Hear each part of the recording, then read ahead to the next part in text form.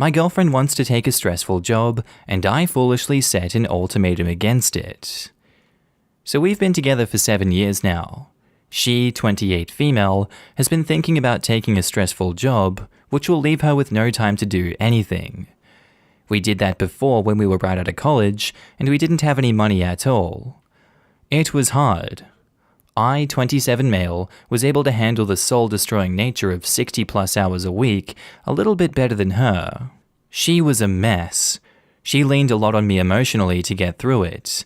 She was close to burnout, she was starting to become unhealthy, she also had a habit of lashing out at me. She always apologized, but I don't like being yelled at.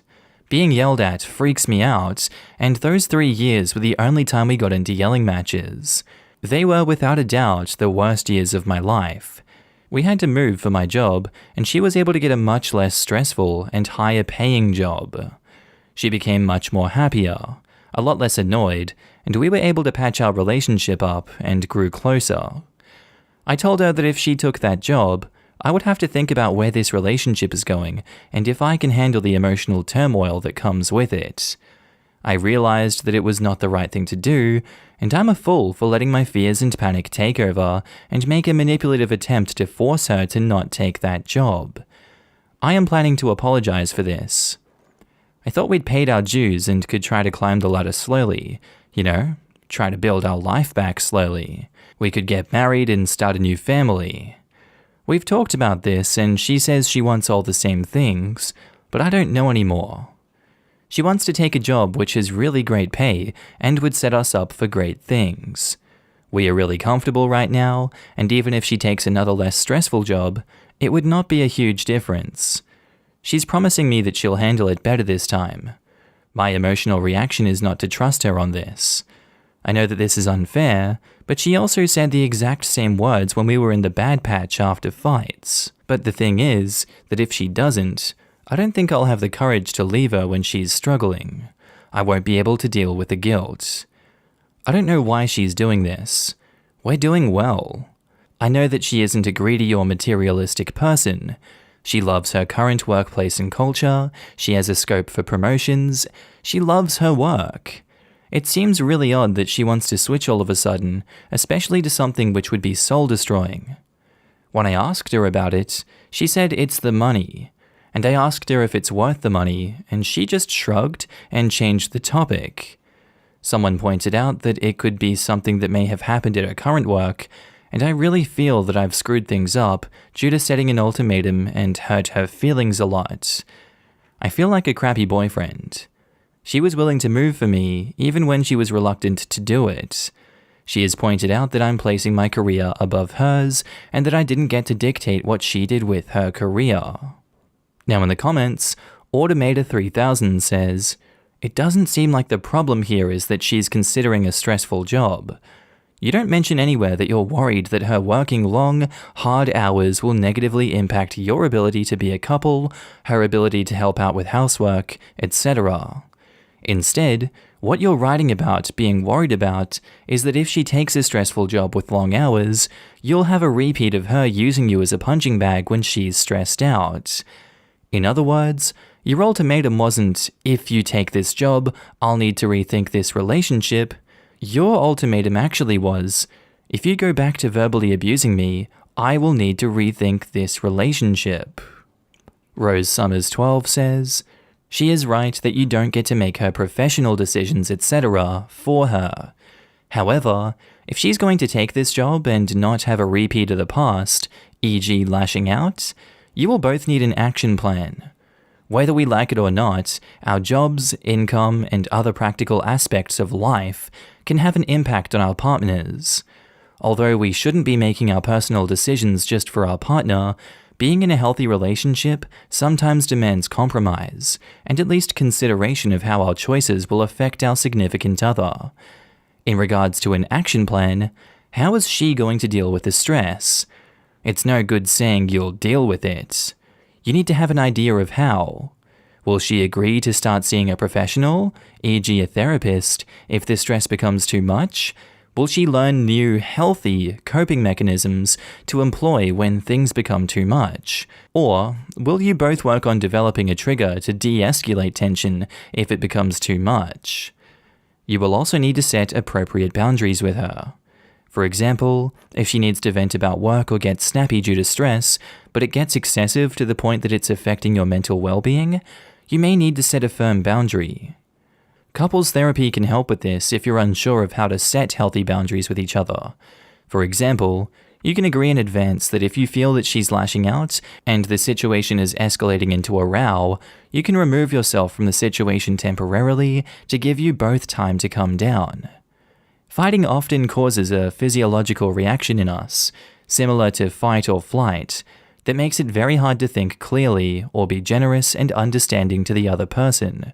If you agree to remove yourself temporarily from instances where this occurs, it will allow you both time to calm down and come back to each other to discuss the issue with more kindness. This is just one example of a boundary that may be worth discussing. There is nothing wrong with rescinding your ultimatum if you regret it, and having an open discussion with her about how you feel. You can tell her that you regret giving an ultimatum, but you made it because you were scared of a repeat of past behaviors. You may not understand her reasons for wanting this job, but that doesn't matter. It's down to her at the end of the day, but that doesn't mean that you should just accept any unfair treatment that may arise as a result. You need to work together on this and figure out how you are going to combat it moving forward. And OP replies to this and says, "This post really helped calm me down. I don't think she'll be up for therapy or counseling, and I don't think bringing it up right now will be helpful. We've talked about therapy before, and she was very reluctant about it, but I do think we can talk about it and make a plan of some kind, which doesn't involve therapy, and reduces her stress, and allows us to have a healthier relationship. I feel a bit frustrated not understanding why she's doing this. When we had to move for my work, I spent a lot of time explaining why I wanted to do it, and trying to make sense of how our relationship would look like, and spending a lot of time mapping out the impact it'll have on her career. I know she isn't required to do it, but it is kinda hurting me." And to that, Blue Moon 138 replies, "I will say that as someone with a job that is occasionally insanely stressful, ask me about Passover. Having a therapist is what keeps me humming and keeps my relationship from capsizing. If your girlfriend wants to play on hard mode, she needs hard mode levels of support." So what do you guys think? Was it right for OP to set an ultimatum in this situation, or do you think they went a bit too far? I'd love to know what you think in the comments. And now onto the update. I would like to thank everyone who took the time to give me valuable advice. It helped me realize I was going about it the wrong way, and possibly ruined a relationship of 7 years. Yesterday, we sat down and had a proper conversation. I apologized to her for lashing out with an ultimatum. I explained how scared I was of things sliding back. She was able to understand it, and she also pointed out how hurtful me setting down an ultimatum was. I talked about mapping out a plan so that we don't slide into the mess that we'd created again. I think me being open to the idea of her working allowed her to be vulnerable and reveal why she wanted to chase money. She wants to put down roots in the city and buy a house here. She grew up in pretty unstable circumstances and moved around a lot. She's adamant that we own a house before we get married and have kids, and the house market here is booming. She also thought that it was a bit embarrassing to be so fixated on owning a house and wanted to take the whole burden on herself. I really love this woman. I know that her actions in the past have not been great, but even after that, I trusted her to be kind. I think this perspective is not something that I could have ever thought of. I come from a more privileged background, and even though my parents raised us to be independent, we always knew that if things got ugly, we had a safety net. She never had that, and I understand her need to create one. After we stopped crying and talking, we went through the budget and talked about areas where we could cut expenses. She really doesn't want to change jobs, so we're planning on asking for a raise, and I think I'll start looking for a new job. I'm pretty indifferent about my workplace, and I don't mind jumping ship to increase my salary. She is happy and would have disliked to move to another company. I have to really thank the people here for helping us talk this out. I am planning on bringing up counseling at a later date. We have a lingering issue on communication that we need to sort out. And in the comments, Currently Distracted says, "So happy the two of you were able to be open and communicate with each other about this. Please make sure you continue this communication and have an action plan in case your lives take a separate turn from each other as you pursue this serious joint purchase." And Piano Doodle says, "Hey, I'm glad you guys worked things out, but did she acknowledge the severity of the abuse she put you through during her last stint at a stressful job? You describe that time as the worst years of your life and say that even now, years down the line, you feel fear and panic at the thought of repeating that to the extent that you felt the need to lash out the way you did. Was lashing out wrong? Yes, technically, but you didn't do that as some manipulative tactic because you wanted to get your way. You did that because you were traumatized from her behavior and it caused you to respond impulsively. She may deserve some sort of apology for that, but you deserve a huge apology from her for the way that she treated you when she was under stress. Stress is not a good enough excuse to yell at someone consistently for 3 years. Life contains stressful events, and at some point, everyone has to learn to deal with stress without abusing the people around us. Most people can manage that, even when they are under considerable stress. I'm very concerned that you don't mention your girlfriend acknowledging the pain that she caused you. I'm very concerned that you appear to be taking full blame for lashing out this one time, when your girlfriend lashed out consistently for a very long time and gave meaningless apologies only to continue the behavior. This is all very concerning, honestly. Please take care of yourself." And in response, Rumba Kalau says, "Why do you assume this wasn't acknowledged already, seeing as that period came and went several years ago?" And they reply, "It may well have been acknowledged within the context of the relationship, and if so, that's great. But I didn't see anything in either of the posts indicating that it had been, so that's why I felt the need to comment. She lashed out at you for 3 years, and she refuses therapy and counseling, but obviously you're the one who has to apologize. Okay, let's hope she changes her mind this time around." Yeah, he sounds pretty gaslit, to come out of this thinking that it was his bad and he needed to apologize. I'm really surprised at all the congratulations comments. I'm honestly worried about this guy. OP was a victim of domestic violence and likely still is. I had to go back and read the original post. Holy crap, you are not exaggerating. Can you imagine if the roles in this scenario were reversed? This sub would be screaming for legal action to be taken and beg OP to get out of this toxic relationship, which, at least as far as get out cases go, I'd support for OP's sake.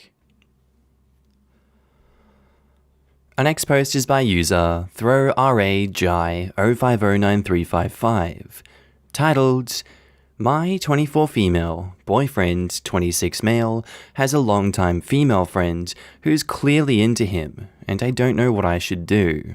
This is gonna sound like typical insecure girlfriend, but I promise it's not like that. My boyfriend and I have been together for over 6 months, and he's really great. He has a friend that he's had for years who is a girl. Normally, I'm not the type to be all like, "You're not allowed to hang out with a single girl alone." But I'm considering telling my boyfriend that he's not allowed to hang out with this girl alone. This girl is obviously so into him, and she definitely wants me to know that she's coming for him. She keeps saying stuff like, "You don't know him like I do yet. We used to go to that place together all the time long before you guys started dating. Oh my god, Josh, remember when we went on a hike, just the two of us? That was the best day." She also had cute pet names for him, but I didn't like that. So as soon as I heard it, I told my boyfriend I didn't like it, and he made her stop. I asked her straight up if she's into him, and her response ticked me off so much. She was like, "I know it's intimidating how close he and I are, but don't worry. You're the girlfriend, I'm just a friend, right?"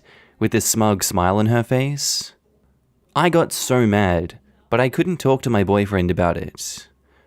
I want to tell him to cut her out of his life so bad, but I don't know if I can do that. My boyfriend's dad passed away 2 years ago with a heart condition. He told me that his dad was his best friend growing up, so it hit him really hard.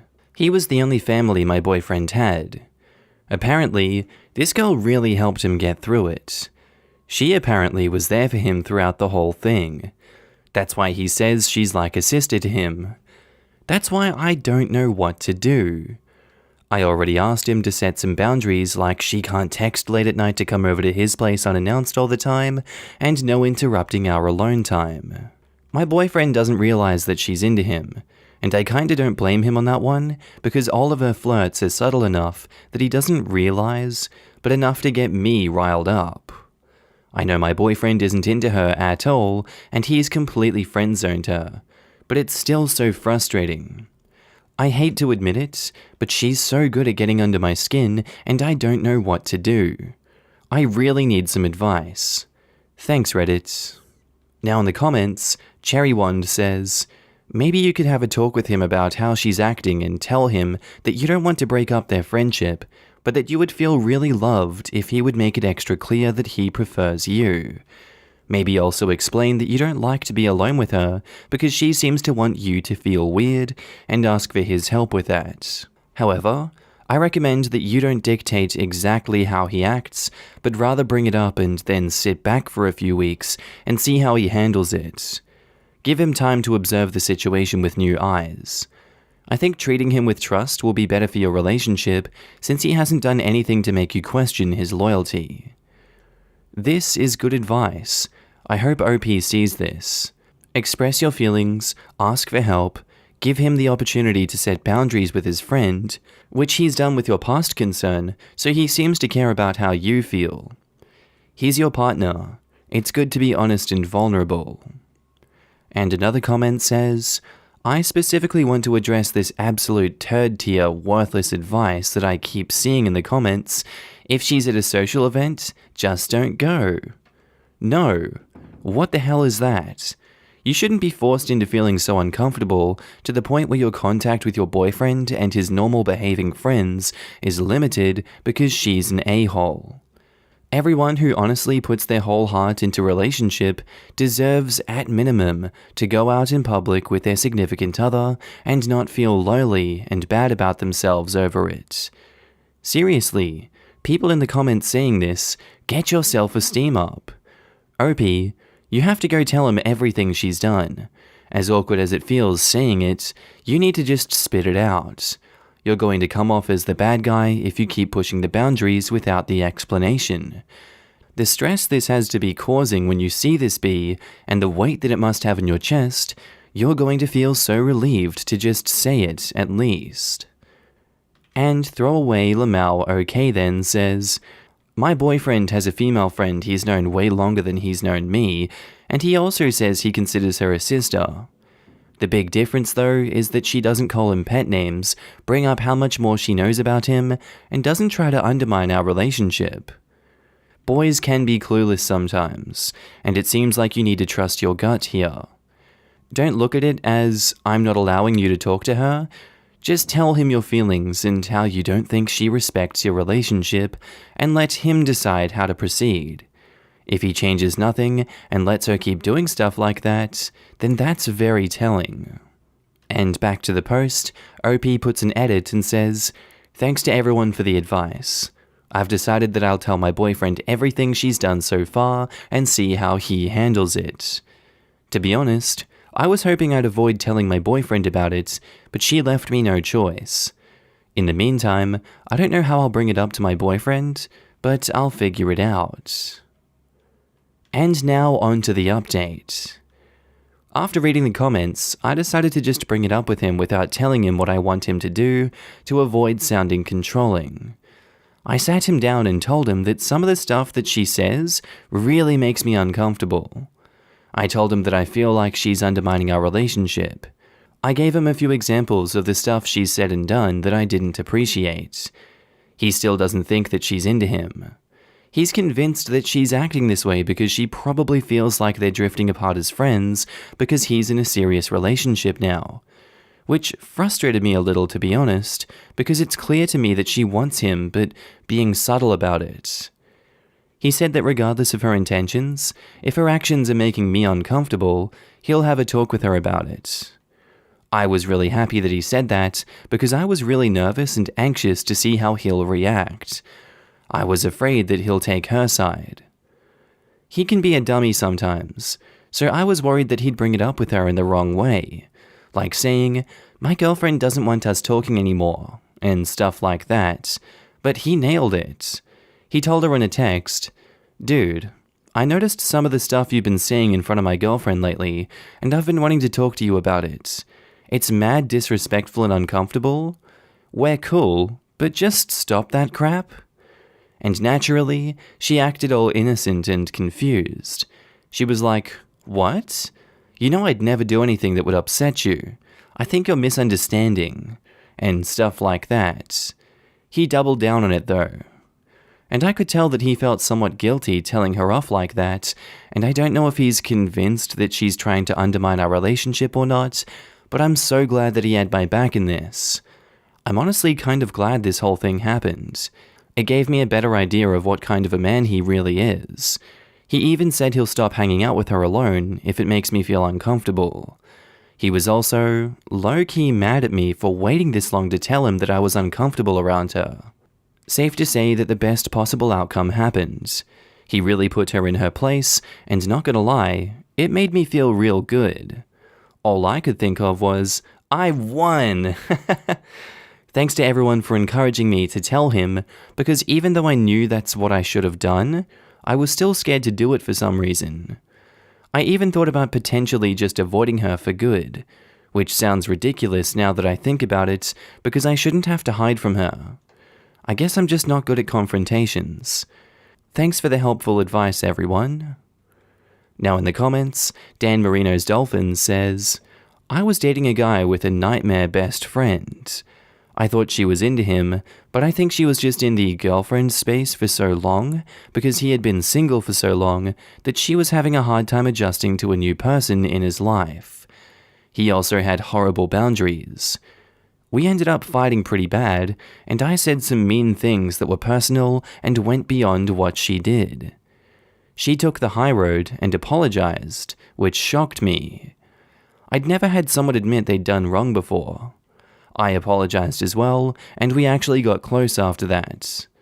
Maybe it's a similar situation for you, and will end up better in the long run, I hope. Either way, that's good that your partner has your back. Regardless of her intentions or feelings, it's her behavior that is out of line. I'm so afraid of this happening with my guy best friend when he gets a girlfriend. I know exactly how it feels to be in that place where the boyfriend doesn't take your side, and it honestly makes one feel crazy.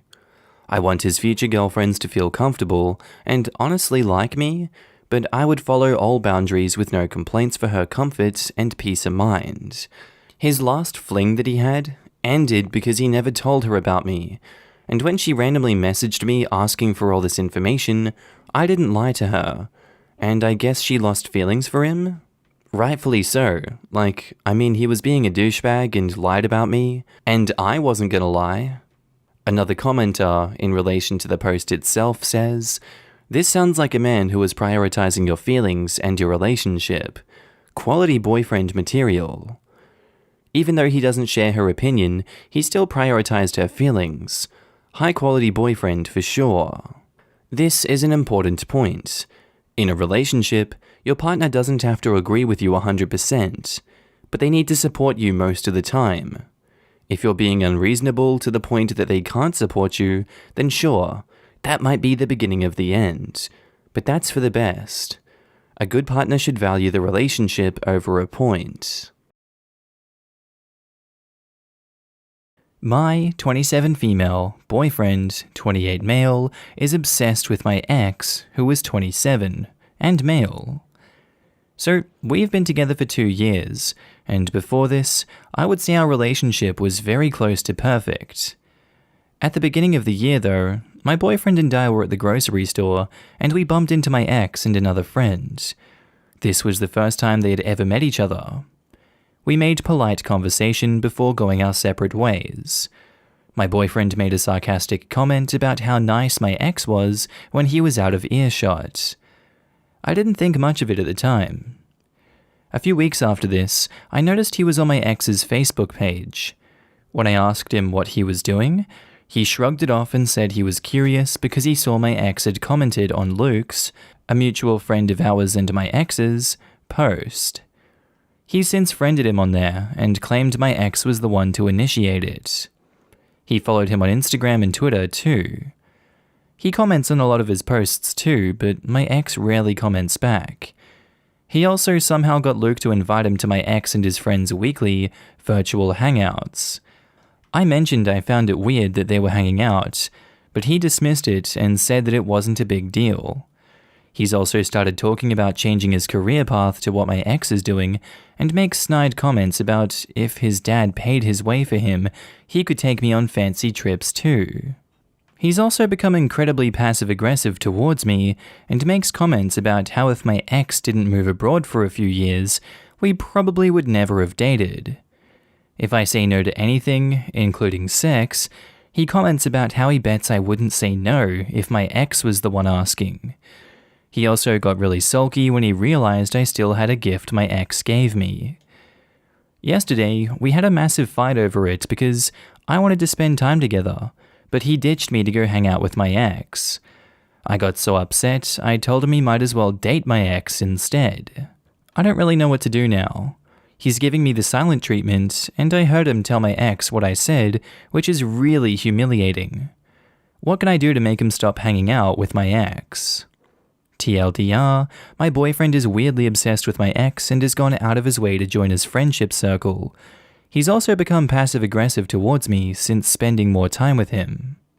In the comments, Crimson Cougar says, "The obsession with your ex and inserting himself into his life is weird, but the way he's treating you because of it is ridiculous. I don't really have any advice except that sometimes you have to throw the whole man away and start over. Your boyfriend is either incredibly insecure or he's actually trying to F your ex. Maybe even both. Penis." Love the big finish here, which is also something you could say to a penis. This would make me extremely uncomfortable as well. You need to sit down and have a calm discussion with him, but if he can't see reason, the relationship may need to end. This obsession is very weird and uncomfortable. Looking him up is one thing. It's insecure, but things happen. It doesn't hurt anybody. Talking about him constantly, stalking him, and becoming his friend? That's a whole other level of crazy, and an invasion of your privacy and trust. And now on to the update. After my last post, I tried to take the advice in the comments and suggested couples counseling, and I asked my boyfriend to cut off my ex, but he got angry at me again. He claimed that I was the one who needed therapy because I had jealousy issues, and that my ex was one of his good buddies, and I couldn't dictate who he was friends with. Then a week later, he had another hangout with my ex and his friends, where he proceeded to very loudly tell them how I was so insecure, and I was trying to tell him who he could speak to. My ex and Luke had to tell him to stop, which he didn't like at all. I should have just broke up with him at this point, but I was stupid and still clinging to the hope of my boyfriend going back to how he was. After this happened, my boyfriend was constantly making jabs at my ex and Luke, but then he would still contact them and pretend to be friends with them. Then, he became super interested in what my sex life was like with my ex. He was constantly asking me who was better between the two of them, and he would ask me if I had done this or that with my ex. I kept telling him I didn't want to talk about it, and to stop asking me. I then find out from my ex and Luke that he had been asking my ex directly the same questions, and that he had been bragging about our sex life to his friends. My ex said that he was telling me because my boyfriend made a comment about loaning me to my ex if he ever felt like recreating old times. That was the final straw for me, and I broke up with him and moved out. My now ex-boyfriend didn't take the breakup well, and he went on a smear campaign. He even contacted my family and my ex's family to tell them we were apparently having an affair and that he had no choice but to break up with me. It's been almost a month since we broke up, and he keeps getting new numbers to text and call me. Deep down, I think I knew this would be how things ended. I'm sad about the relationship I thought we had ending, but now that I've had space away from my ex-boyfriend, I feel much better, and it's like a huge weight has been lifted from my shoulders. TLDR, my boyfriend wasn't willing to work on the relationship, and he kept doing things to embarrass and upset me, so I finally broke up with him. And in the comments, Novolord says, "The sole fact that your ex had to hop in and tell him to stop complaining about you really speaks levels. He was definitely a weak, insecure idiot. Boy, what a ride. Yeah, this guy is a psycho, good riddance. Right? What is it with people not being able to understand that their significant others had a life before them? So gross. Girl, make your Instagram private and never contact either dude again. Good luck moving on. You deserve better." And I don't know. I don't really see a problem with her talking to that old ex of hers if she wants to. It seems that, contrary to her last boyfriend's belief, there was nothing problematic going on between them at all. If she chooses not to, that's fine too, since sometimes it's just easier to not keep old exes around as friends. I feel like he was a step away from asking for a threesome with your ex, or was the sex obsession a form of coercion and control? Either way, he's absolutely best out of your life. Sorry you had to go through all of this. This crap is tough, but you have learned a lot of lessons from this. You see a lot of mistakes you made and red flags you ignored. Now you can use that to do a better job picking the next guy and kicking them to the curb quicker if they show these red flags. I will never understand why you guys get upset about the smear campaigns. Those kind of exes are a gift. They give you a 100% accurate a-hole detector, a thing that's almost impossible to find. I loved when my cheating ex-wife gave me my a-hole detector. I got to cut out so much dead weight from my life, it was like going on The Biggest Loser. But instead of pounds, you lost losers. The people who are your actual good friends and family that is actually worthwhile will never believe any of this smear campaign. Only the a-holes will. Those who believe it don't matter, and those who matter won't believe it. Yeah, it's frustrating I suppose, but man, to know what family can't be trusted, to know what friends aren't friends. Most people have to get screwed over by friends and family to know to cut them out. But not us, baby. We get to know before that happens thanks to attempted smear campaigns by crappy liars. The harassing you part sounds awful, and I am very sorry that you're dealing with that. That isn't a gift. That's a splinter right under your fingernail. That crap sucks. But take the gift. Use your free 100% accurate a-hole detector. You will probably never get another one for the rest of your life. I got to cut a good 6+ people out of my life, and I haven't missed a single one. Less people to keep track of, less chance of running into issues. Not carrying 6 people worth of dead weight around that brings zero value to my life is worth all the crap I had to deal with. No more crappy ex, no more crappy friends, no more crappy family. Just the ones who matter. The ones who have my back and I have theirs. Silver linings, kids. Silver linings. Posted by user Mildly Worried. Titled, "My adoptive parents lied to me and my birth mum about the conditions of my adoption and hid family heirlooms from me. Advice wanted." Not sure if this belongs in this sub, but I really need advice. A bit of backstory first. I, 25, have a younger brother, 23, and we were both adopted from birth from separate birth parents. My parents tried to have children of their own, but after 3 attempts were unsuccessful and went the route of adoption instead. We found out when we were young that we were adopted, but we weren't concerned with learning about our birth families at the time, so we didn't push for information. As we've grown older, I've become more interested in my history and heritage, but haven't questioned my adoptive parents about it because I was concerned it would hurt their feelings. I have never gotten along super well with my adoptive parents, and since I've come out as a member of the LGBT community, our relationship has become a lot more strained. My relationship with my brother isn't much better, as he physically and emotionally abused me throughout childhood, which my parents didn't stop or punish. Within the last few years, I, 25, discovered that I have a half-sister, and have since opened communication with her and my bio mum, 50. What started as casually talking turned into a discussion about my adoption process, and I've learned some worrying things. According to my bio mum, my adoptive mum swore that I would be adopted into their family as an only child because of their losses and a desire to have just one child to raise. My bio mum wanted to make sure that I would be given to parents who were going to take care of me and used this as a factor. 2 years later, my brother was adopted into the family. It's also been said that I was sent off with a variety of items to show from my family, including several heirlooms, a handmade ring to match my bio mum's, letters from everyone in the family, and a scrapbook with pictures of everyone in the family. She's also informed me of some of my family medical history, including that we have a history of depression, ADHD, bipolar disorder, and several other mental illnesses running in the family, all of which I have been diagnosed with at a late stage in my life. I have not seen or heard of any of this stuff existing, and feel that I really could have benefited from knowing my medical history early on so I could get treated right away.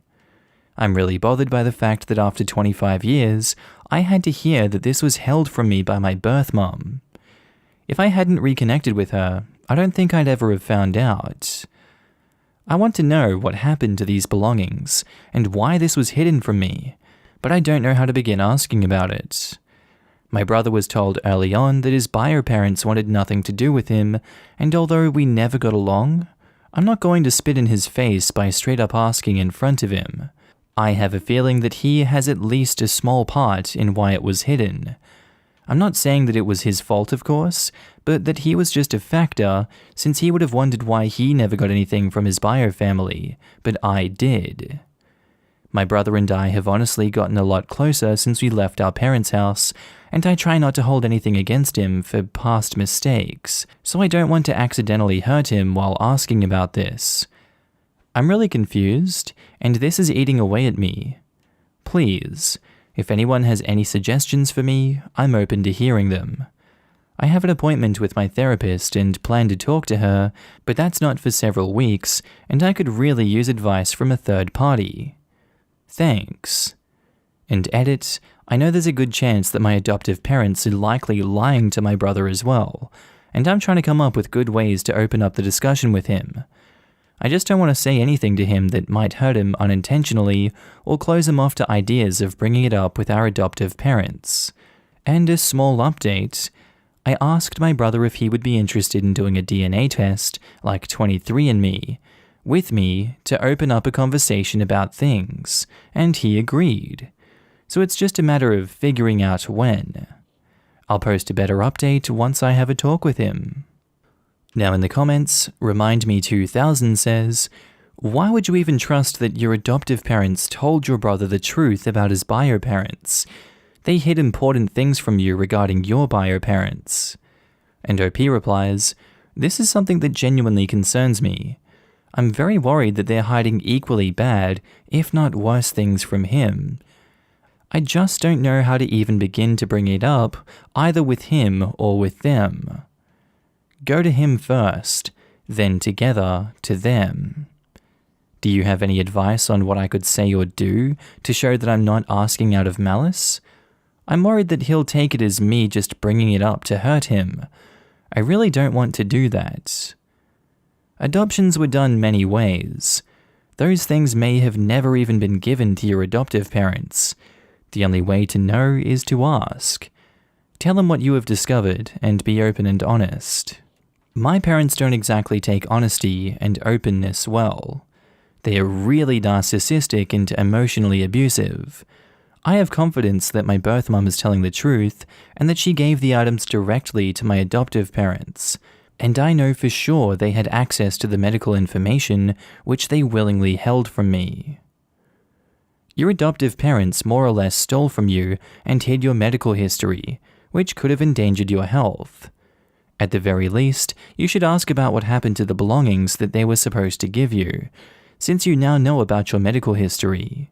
You can bring that up as another thing they failed to disclose to you if you want to, but I'd focus on getting the belongings back. If your adoptive parents hid all of that from you, there's a good chance they've hidden things from your brother as well. I think you should tell him that this happened to you and that you're having trouble trusting your adoptive parents. And if he has any suspicions, he will probably start looking into his history as well. And now on to the update. In short, I've recently been in contact with my biological mother and half-sister. I was adopted at birth because my bio-mom didn't have the money to take care of me at the time, and as we've gotten to know each other, she told me about various items, such as photos, letters, gifts, and family heirlooms that she had gifted me before I was adopted. Needless to say, I never received these items, which really hurt. I ended up asking my adoptive mum, 58, about it when I went to visit her and my adoptive dad for Christmas. It went about as well as expected. She started off by claiming she had no idea what I was talking about and that she didn't remember anything being sent with me. Luckily, my bio mom had a picture of the gift basket she had sent as well as details of other items she'd sent over the years, and I had taken a picture of it. When I showed her the picture, she proceeded to say that she had no idea where it would be and that it was probably misplaced or lost when we moved homes when I was younger. Everything was probably gone by now. I told her that I had located or recognized a few of the items in the basket, such as a couple of stuffed animals and a Bible for kids, which she had passed off as coming from other relatives when I was little. For example, a teddy bear that was in the basket came from my maternal grandmother, not my bio mum. The piece that I really wanted was a beautiful scrapbook that my bio mum had made for me, which I begged her to find. She claimed she had no idea where it would be, but I'm convinced that this is a lie. The reason I believe that is because I have recently come out as non-binary and have since changed my name, which my adoptive parents have only recently accepted. She found the book in a box with a bunch of other baby stuff that was labeled with my chosen name, meaning that she's known where it was and didn't plan on sharing it with me. She finally ended up saying that the reason she didn't give me the stuff and say who it was from was because of my brother. He was adopted from a different family, and his mother made it clear that she wanted nothing to do with him, which our adoptive parents told us both about early on. Apparently, he would constantly scope out the house looking for things from his bio family, which I don't really believe, which was why they hid my stuff. She also claimed that because I never asked about my bio family, she assumed I didn't care about it and wouldn't have wanted to know. However, I would have loved to know more about my bio family, but I felt that asking would be a slap in the face for them, so I never did. Considering my mum's reaction to me questioning her lies, I'd say that was a fair assumption. She kept insisting that she'd never intentionally lie to me or hide things from me, even though that's exactly what she did for years. There's still a lot of new information. I'm learning more and more things that they've been lying to me about, but that's another story. I'm frustrated and beginning to accept that my parents hid the items from me to make it seem as though my own adoptive mother didn't want me. After all, my brother's parents didn't want him, so I couldn't have been wanted either. In order to keep me from asking questions about my bio family, they had to pretend that they didn't exist in the first place. I don't know where to go from here. There are still things from my past that are missing, such as a jewelry set that my bio mum had gifted me to match her own set, as well as other pieces of information that I know they kept secret from me. I'm just so tired. Any advice would be extremely helpful. And edit, thanks to everyone who has gifted awards and sent kind comments my way. I really appreciate it. I just wanted to cover a couple of things that a few people have asked me about. To start, Yes, I do have a therapist who knows the situation, and she's been helping me to work through my emotions, but it's still very stressful and difficult to deal with. I've still got a ways to go before I've figured things out.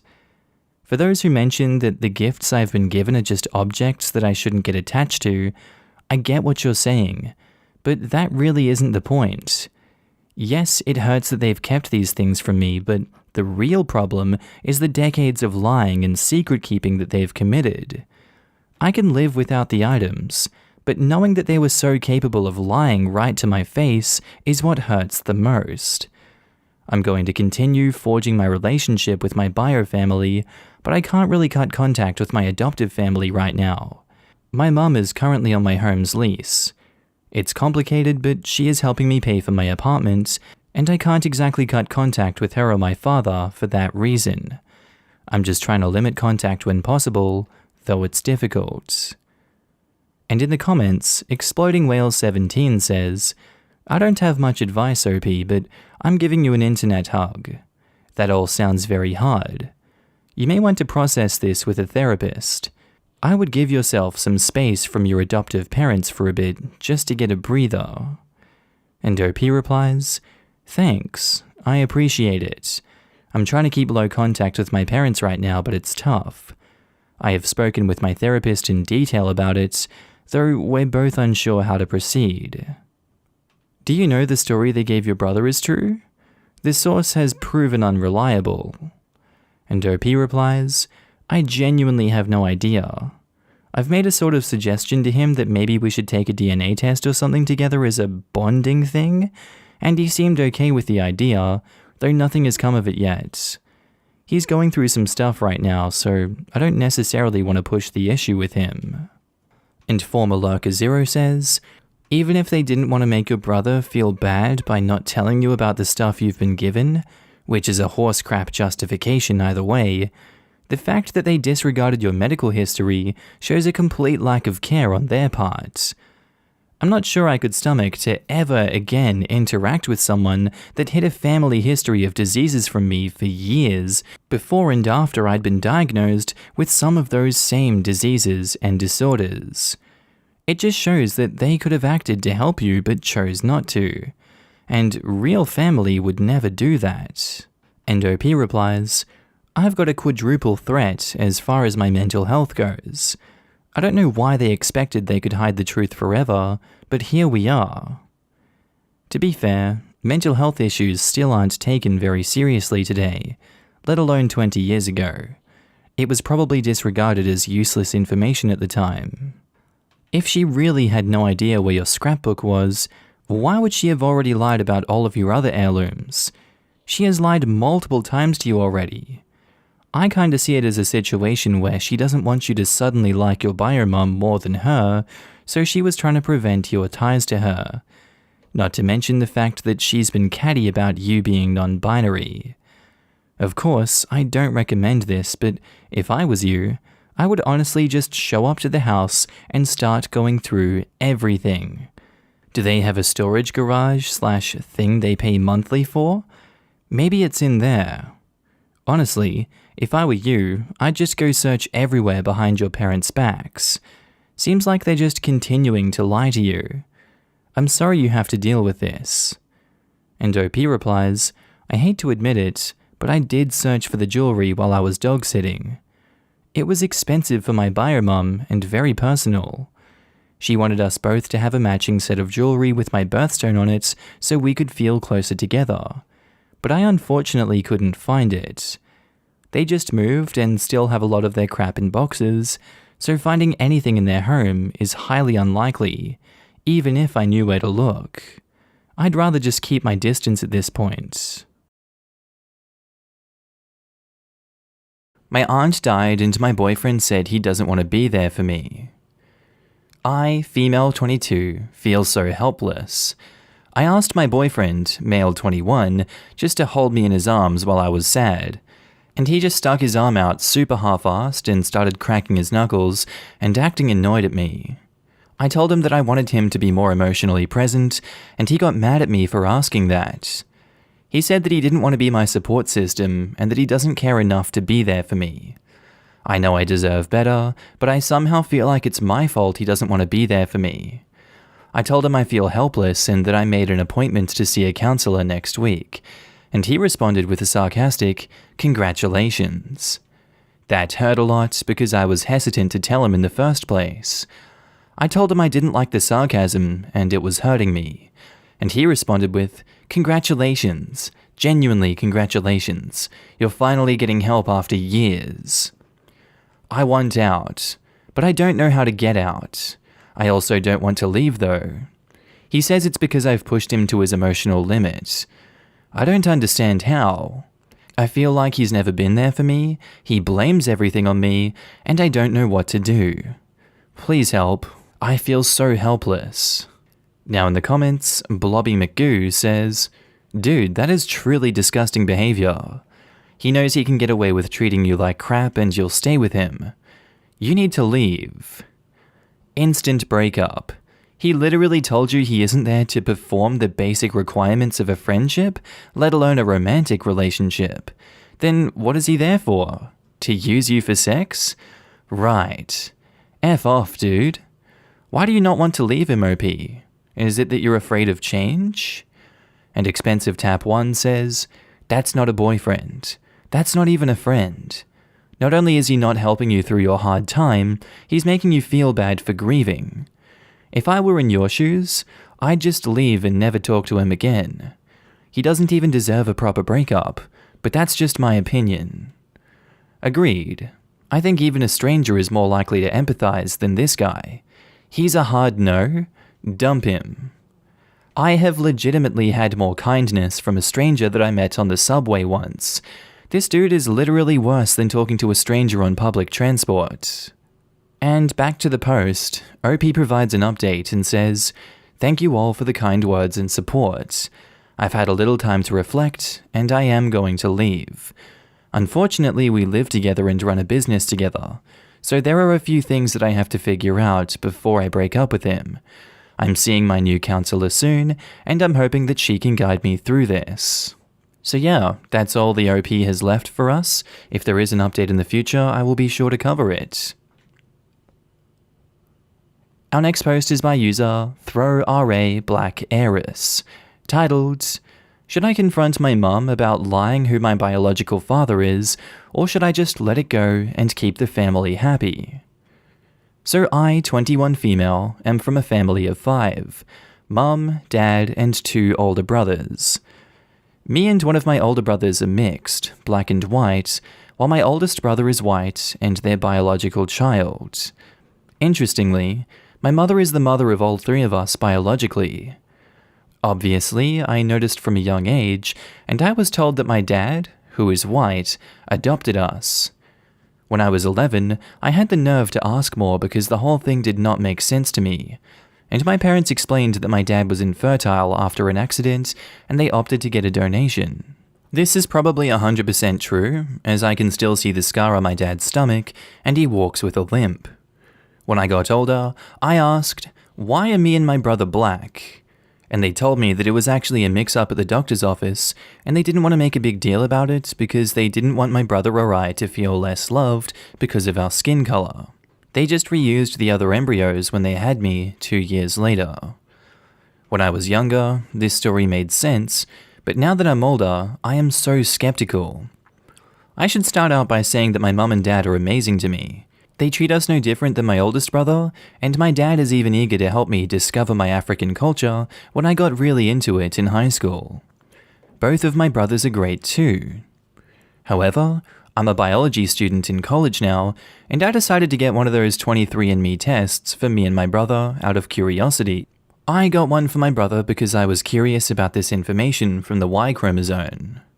I asked him to keep this a secret from my parents because while they answered my initial questions, they always pushed back when I inquired further. The results of this test were surprising, to say the least. Sure enough, we had the same mother and all of the same maternal family members, but we were biologically just half siblings, which means we have different biological fathers. When I told my brother this information, he was angry at me and told me to just leave this alone. He thinks what I'm doing could destroy the family and wants no part in it. Well, I had 5 half-siblings, which I initially thought was evidence of a sperm donation. It would make sense. But after getting in contact with one of my half-siblings, I found out that she still lives with my presumptive bio-dad. Luckily, the guy was not married or anything, and he agreed to talk to me, and what he said sort of shocked me. He said that he'd never been to a sperm bank, but he had a lot of girlfriends, and it's possible one of them got pregnant. To be honest, I ghosted him shortly after the call because he seemed like a complete asshole, but it's very likely he is my biological father. Now the working theory that I have right now is that my mum cheated on my dad with different guys after his accident, and they somehow got back together. They must have come up with a lie to try to smooth things over as much as possible without making my mum look bad, because I would honestly be very mad at her if she actually did cheat on him. I asked my oldest brother if he remembers anything, but he was only 4 years old when I was born, and he never remembers arguing or fights. The only thing that does not make sense to me is why my dad has no resentment toward me or my brother. Dad has no family because he was a foster kid, and most of Mum's family does not talk to us besides my aunt. I feel like if I keep pushing this, then I might cause a lot of unnecessary emotions to come up, but I'm also curious and feel like I should know. Do you guys think I should push this issue or leave it? We have such a great family dynamic, and I'm thankful for my upbringing, and I don't want to ruin it. Now, in the comments, Not From Venus 42 says, I don't know what you should do here honestly, but there are possibilities other than infidelity. For example, it's possible that your parents have an open/non-monogamous relationship, and your mum got pregnant through that. They may have felt that it was inappropriate to tell their young child about their wild sexual adventures, and change the story to, we used a sperm donor instead. So if you do talk to your parents, I wouldn't jump to making accusations right away. I think it would be better to start with just letting them know about the DNA results and what you found, and prepare for this to be an uncomfortable conversation. Maybe both wanted more kids and agreed for Mum to get pregnant elsehow twice. I find it unlikely that she cheated and got pregnant twice and Dad still stayed, or that she got pregnant twice out of an open relationship. Check the Boxes says, I'm not going to touch on what you should do, but I want to address this specific part. Quote, the only thing that does not make sense to me is why my dad has no resentment towards me or my brother. It's because he has no reason to resent you. Let's go with the scenario that your mum cheated. You and your brother are not to blame for your mum's actions. It's clearly obvious that you weren't biologically your dad's kids, but whatever the circumstances were, he chose to be your dad. No biological connection doesn't automatically mean hatred towards the child.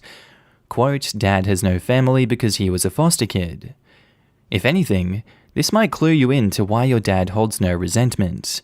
What I'm about to say would imply cheating happened, but we don't know that. You said your likely bio father is a real asshole, so what do you think your life would have been like without your dad if he left because your mum cheated? He knows how hard it is to not have a family because of his own experiences, so he didn't want you and your brother to go through that. Maybe he wanted to give you guys the loving family children are supposed to have, and that doesn't mean he hated doing that or he hates you and your brother for not being biologically his. Whether you decide to push this or not, your dad, your real dad, is the one who raised you and loves you. And Seraphina says, you can't necessarily conclude that your mum cheated. Your parents may have broken up but ended up getting back together after you were born. It sounds like she had no plans to continue relationships with either of your bio dads, so they concocted a badly thought out story to tell you guys as kids. I don't think there's any point in confronting her. Whatever went on with your parents' relationship has been squared away long ago. Plus, it sounds like the bio dads were deadbeats that she got knocked up by, so there was really no loss on you or your brother's part. And OP replies, I do not see any paternal family members from his side. I don't know if the guys are deadbeats, but when I Zoom called my presumptive bio dad, he was not concerned that he may be talking to his daughter, and seemed like he was drunk. His other kids live with him though. And someone replies to that, I mean, what's your motive here? Your parents already know what happened and moved past it to give you the best upbringing. Your outcome is so fortunate, yet you're looking to stir things up? What's the point of bringing up old wounds that they probably took years to heal? You are not telling them anything that they don't know. It's not like you're going to have a relationship with your bio dad now, so just leave it alone. And OP replies, I'm just curious, and I don't think it's fair for my parents to lie to me about my DNA, I guess. And someone replies to that, look, I get it. I think you deserve the truth. But don't get mad at your parents for lying to you. They could have had a whole host of reasons for doing it. The most important thing is that they both raised you with love. Sometimes truth could scar a kid. Once you cool down, take the mature approach and ask your mum nicely. Tell her what you did and why you did it. Tell her that you can handle whatever it is as long as she's comfortable sharing it. As someone else asked, what if it was something traumatic like the R word? Tell her that you love her and your dad and that nothing can make you think anything less of them. All of this is if your objective is the truth and not to judge or vilify them. And now for the update. So, I-21 female talked with my mum real late last night and got all the information I needed. I know it is really prying, but I learned so much. So it turns out IVF is like super expensive, and they didn't have a lot of money when we were younger, but they wanted to grow their family. The whole reason for the sperm donation clinic lie was for my mum's parents who have since passed, and she does not feel the need to hide it from me anymore. My dad is apparently bi, which is a huge surprise to me because he gives no outward appearance of being bi. Mum and dad met other men to conceive us, and they just really liked black guys. Mum also loved the idea of having mixed kids, so just sort of intentionally got pregnant this way. I'm low-key kinda happy that it was not cheating, so I'm glad that I asked, but kind of also surprised that they intentionally wanted black kids, and that Mum and Dad both did that. Mum told me not to talk about it, as it would potentially be embarrassing for my brothers and dad, so I'll leave it at that. I'm happy for the family that I have, and although the concept story is super weird, I don't think that affects us now anyways. Parents are not vanilla after all. Also, I feel kinda bad for arguing with my dad about how he doesn't understand the problems I had because he was a white man. But I think he gets it after learning all this. And edit, sorry if I didn't make it clear. Mum told me not to talk about it because it would make my brothers uncomfortable and may embarrass my dad because he's not really out as bi and just doesn't want to be. He goes hunting, works out hard, and does other typical manly activities, so I think he's got some issue with people knowing. My brothers are similar to dad, and although my brothers are not homophobic, I doubt they would want to know the details because they're not really enlightened on this stuff as much. He was nearby when my mum and I were discussing this, and made sure to come in and let me know he loves me and doesn't want our relationship to change and stuff. Mum did all the talking otherwise. I really think my dad heard everything and he would have interjected if my mum was lying. Now in the comments, Basic Bichette says, I'm glad you sorted it out. The last thing good parents want to do is embarrass their kids by having their sex lives out in the open. But in this case, maybe they should have said something earlier. What they might have said, I don't know. I can see why they didn't. And OP replies, well, I understand that, but at the same time, I would want to know at some point. And Skelly Dog asks, have you considered a career as a detective, OP? I'm glad it all worked out in the end. And someone else replies to that, OP immediately jumped to infidelity and didn't really want to hear alternative explanations in the original post. So while they might fit right in at a police department, maybe this isn't a great suggestion. To be fair, infidelity is probably more common than the truth here. Statistically, OP made a good call. And our next post is by user Lauren Walker 13, titled, I, female 19, made out with my best friend, male 19, in a vulnerable moment, and now he's mad at me. What do I do? Okay, so just for some backstory, my best friend and I have been best friends for the past 7 years. He's literally my favorite person in the world, and we honestly just click so well. We know everything about each other, and honestly just have the best times. He's my favorite person, no doubt. Our friendship is the best, and we're just so comfortable around each other. He's so funny. Like, we're laughing 90% of the time we're together, and even though he tries to act all tough, he has such a soft spot for the people he cares about and truly has the world's most pure soul. Anyways, we were literally made to be best friends. However, a couple of months ago, he told me that he's had feelings for me for the past year and a half. I told him that I didn't feel the same way, and although he was super bummed out about it and needed space at first, we were able to continue with the amazing friendship. We put up a few boundaries though, but our bond is amazing no matter what. Anyways, so yesterday, Justin and I were just kind of chilling in his room, and his mum came up and was showing us some old pictures on her old phone of us when we were in middle school, and we were all just kinda laughing at them. We all ended up just talking for hours, and it got really late, so his mum just told me to stay the night. Different rooms, don't worry, because she didn't want me driving home at this time.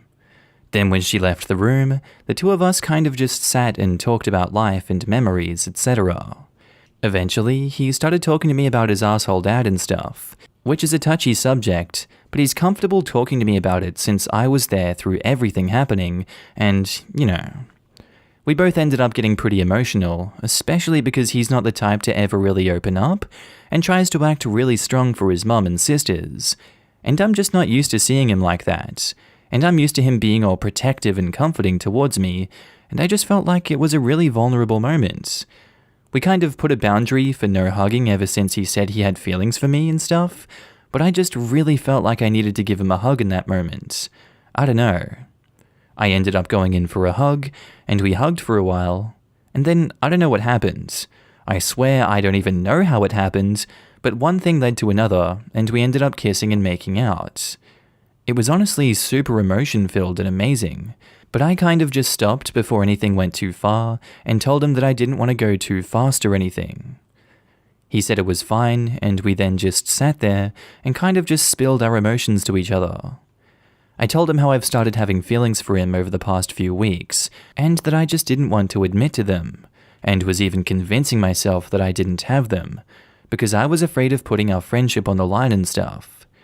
After talking, I told him I was tired and wanted to go to sleep since I had to leave early the next morning for my dance class. Then, the next day after my dance class, he told me to come over because we needed to talk about what had happened. When I first came over, he was being really dry and just quiet with me.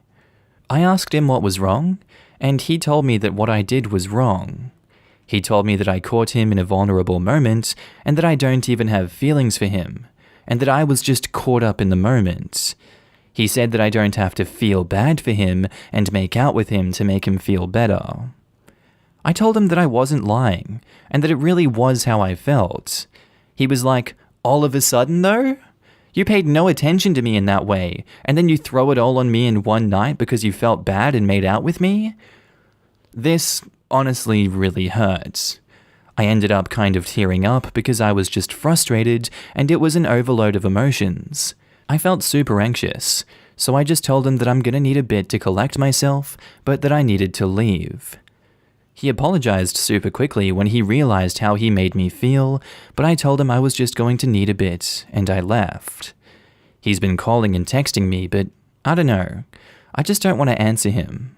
I feel awful about it, but I don't know what I'm feeling right now. I can't believe he thought that I was lying to him. Am I a bad person for catching him in a vulnerable moment and hugging him? I shouldn't have done that, but I swear it was in that moment where I felt so strongly about the way I felt about him. I didn't want to tell him earlier because I wasn't 100% sure about the feelings I had, but I know now, and now I feel terrible about it because it seems like I just started liking him after making out, when I swear that's not the case. What do I do? I really do need advice. Now in the comments, Singularity Mechanics replies, "Everything is so dramatic at 19. This is quite simple. 1. He's afraid of getting hurt because you previously rejected him and worried that it's not real. 2. You developed feelings, but instead of talking to him to see how he feels, you did something at a very inopportune time. 3. Both of you have concerns about how it could impact your friendship. Now the good news is the fix is very simple too. 1. Text him that you need 1 to 2 days to work out your feelings, and then actually do that, and suggest he does the same. 2. Text him after that and meet up with him to discuss what you think and what he thinks. If you want to add some dramatic flair, you can each write it down and hand it to each other to read. And 3. If you both feel the same and want to try it, go on a date. Good luck. And OP replies, how do we even go on a date? How would it be different from when we just go out together and hang out alone? What would be the difference? Because I like the way we are now when we go out together. We have so much fun. Is it not going to be the same? And someone else replies to that, it's different because you're now both thinking about a potential romantic relationship. So it's more flirtatious. Maybe you're talking more about your feelings for each other, cozying up to each other at the bar, restaurant, whatever, holding hands, etc. It's odd because you already know each other so well, so you don't have to go through all of that, but it's about making an effort to change the dynamic and seeing how that feels. And K. Redied says, quote, I can't believe he thought I was lying to him. He put himself in a very vulnerable position by admitting his feelings for you, which weren't reciprocated at first. He obviously wanted to put up some walls to protect his feelings. I think this is what happened here. It's not like he really thought you lied. He's just preemptively reacting to you telling him that it was just a momentary thing and you really just want to be friends. I know I'd probably do something like this at that age. It's not easy to be a teenager with all these emotions. I'm sure he didn't want to hurt you. Talk to him, take things slowly, and don't feel like either of you have to make some big declarations. Start going on dates and see how that turns out. You have a chance to have a solid relationship. You've been friends for a long time. Don't let resentment ruin that.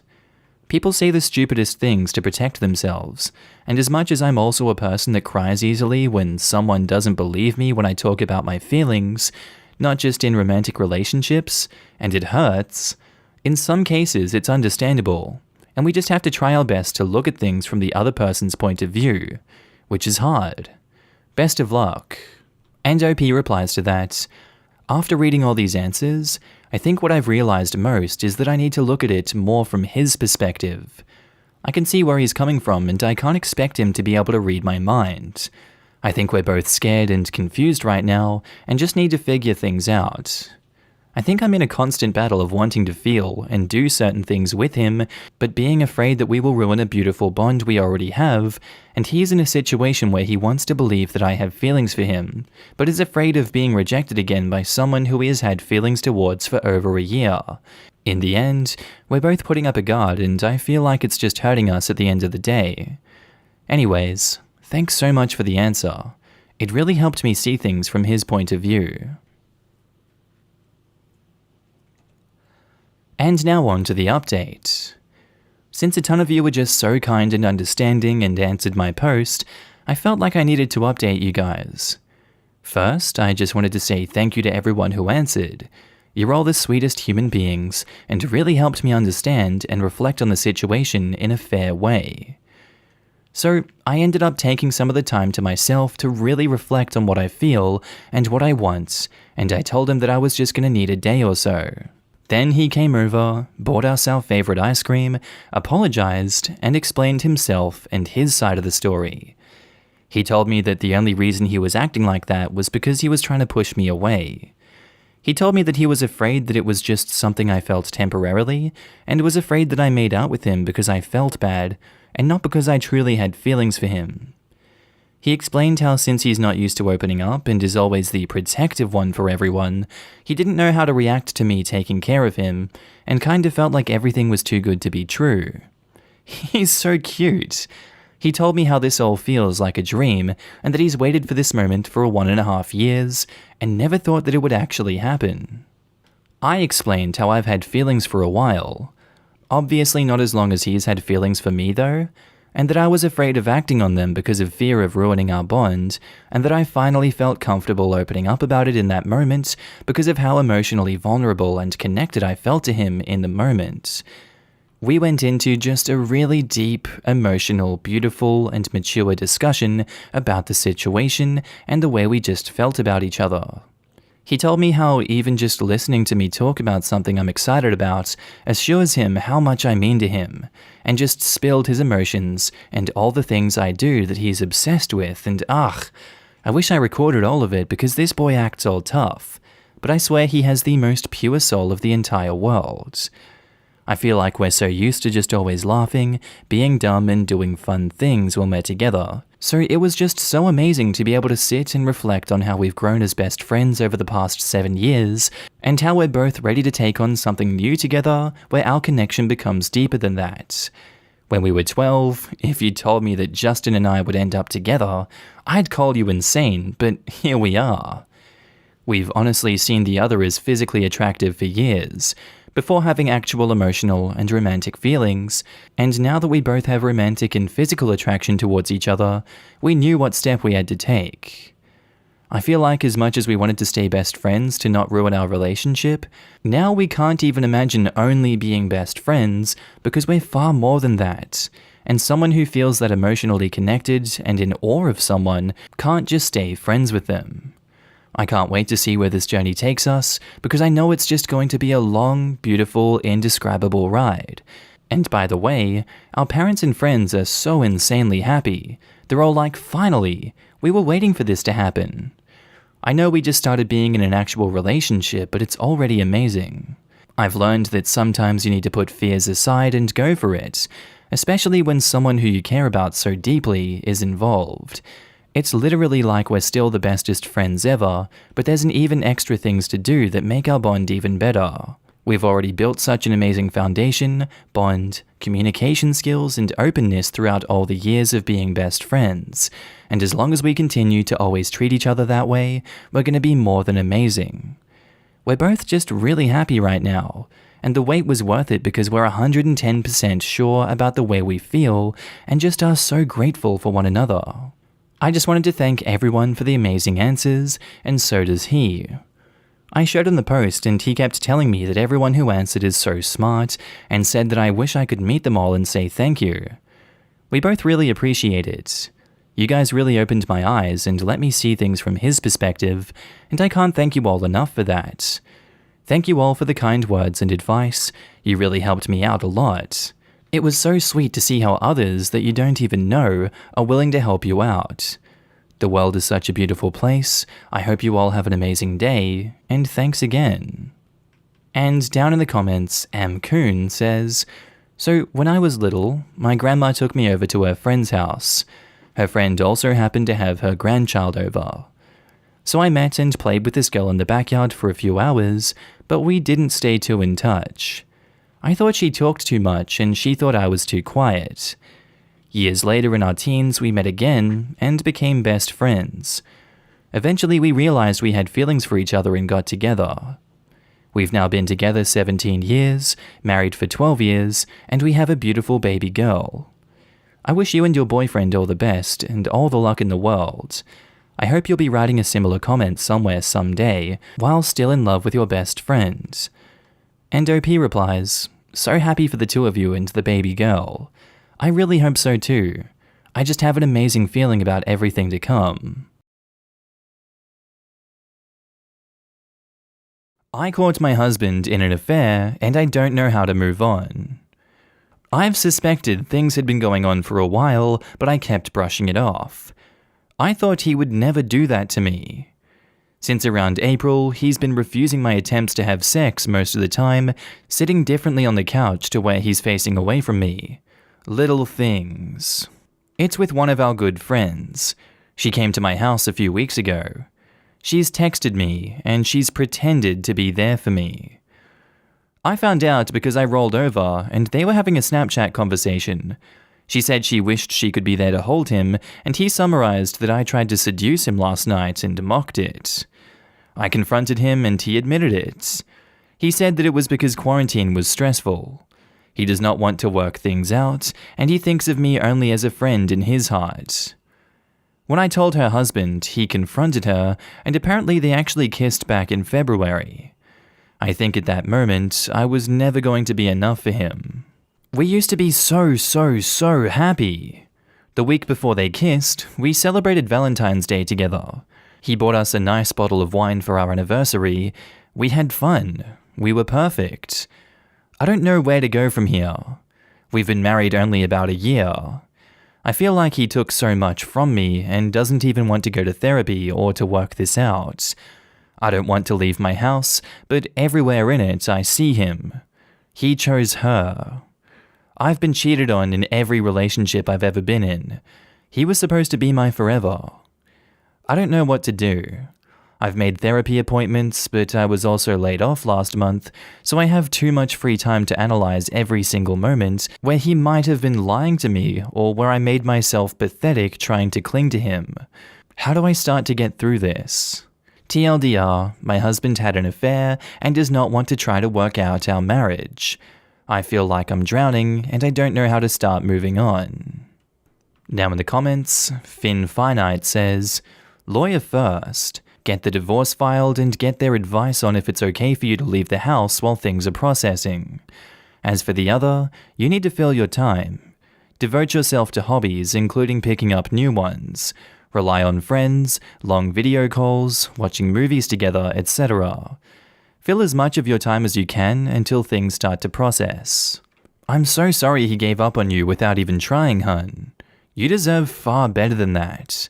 It's a shame some people are so good at hiding how little respect they have for other folk, but please hold on to the fact that none of this was your fault. There is absolutely zero reason for a partner to cheat, ever.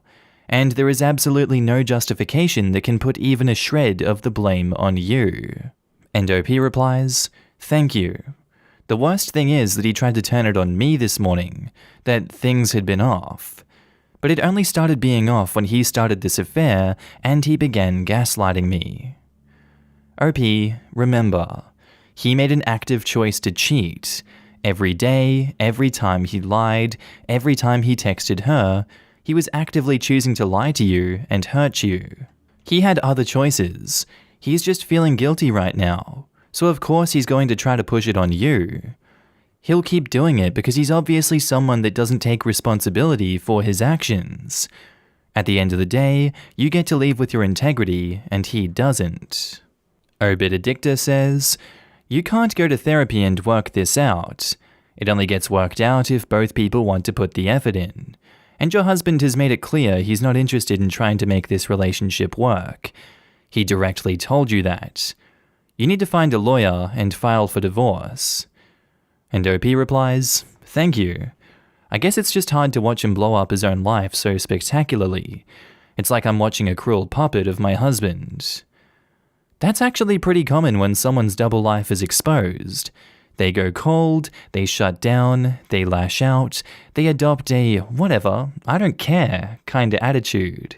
It's the fastest way to push away the intense guilt of hurting the people who love them the most and the overwhelming shame of being caught. They are trying to convince themselves as much as everyone else that what they're doing is okay, and anyone who doesn't like it can get screwed. It's how they regain a sense of control after being exposed against their will. And yeah, it usually looks like invasion of the body snatchers to their betrayed loved ones. This person looks like the person you love so much, but they're acting like a total stranger. It's some wild crap. You're not the first to experience it, and you won't be the last. And OP replies, I find some sort of solace in this. I did inform the other woman's husband as well, and we've been kind of leaning on each other for the past couple of hours as supports. It helps. I'm glad you have support right now. I'd diversify that support and reach out to trusted friends and/or family members and fill them in when you're ready. Both of you will need your own sets of cheerleaders for what comes next. And now onto the update. First of all, I just want to thank everyone here for the support I received following my first post back in August. At the time, it truly felt like my world was ending. It was important to me to make this update because I need to tell anyone who's currently going through the same thing, it gets better. You will get so much better. I had one conversation with my husband since everything happened, by his choice. It lasted maybe 5 minutes and was like talking to a robot. I know from others that he cries to people about how he ruined his life, but I've never once gotten an apology or the same show of regret. At this point, I don't care. I know him and the other woman are still seeing each other, and frankly, they deserve each other. Good for them. While I still feel angry occasionally, I no longer mourn what I once had. Instead, I'm so excited for the life I now get to live. I moved to a small walkable city and gave myself my dream apartment. It makes me so happy to see how I've decorated it and to just live in a cozy place instead of our old dreary house. I was the breadwinner in our marriage, and he would make me feel awful about wanting to pay for nice meals or do fun things. Since moving here, I've done a ton of foodie fun stuff, and I don't feel guilty. It is so refreshing. I've dipped my toe into the dating pool again, and had plenty of mediocre dates from dating apps. Recently, I've found someone who I've really clicked with, and am enjoying how appreciated and desired he has made me feel. It's definitely early, and we're moving slow, but overall, dating has made me realize that I'm a catch who doesn't have to settle.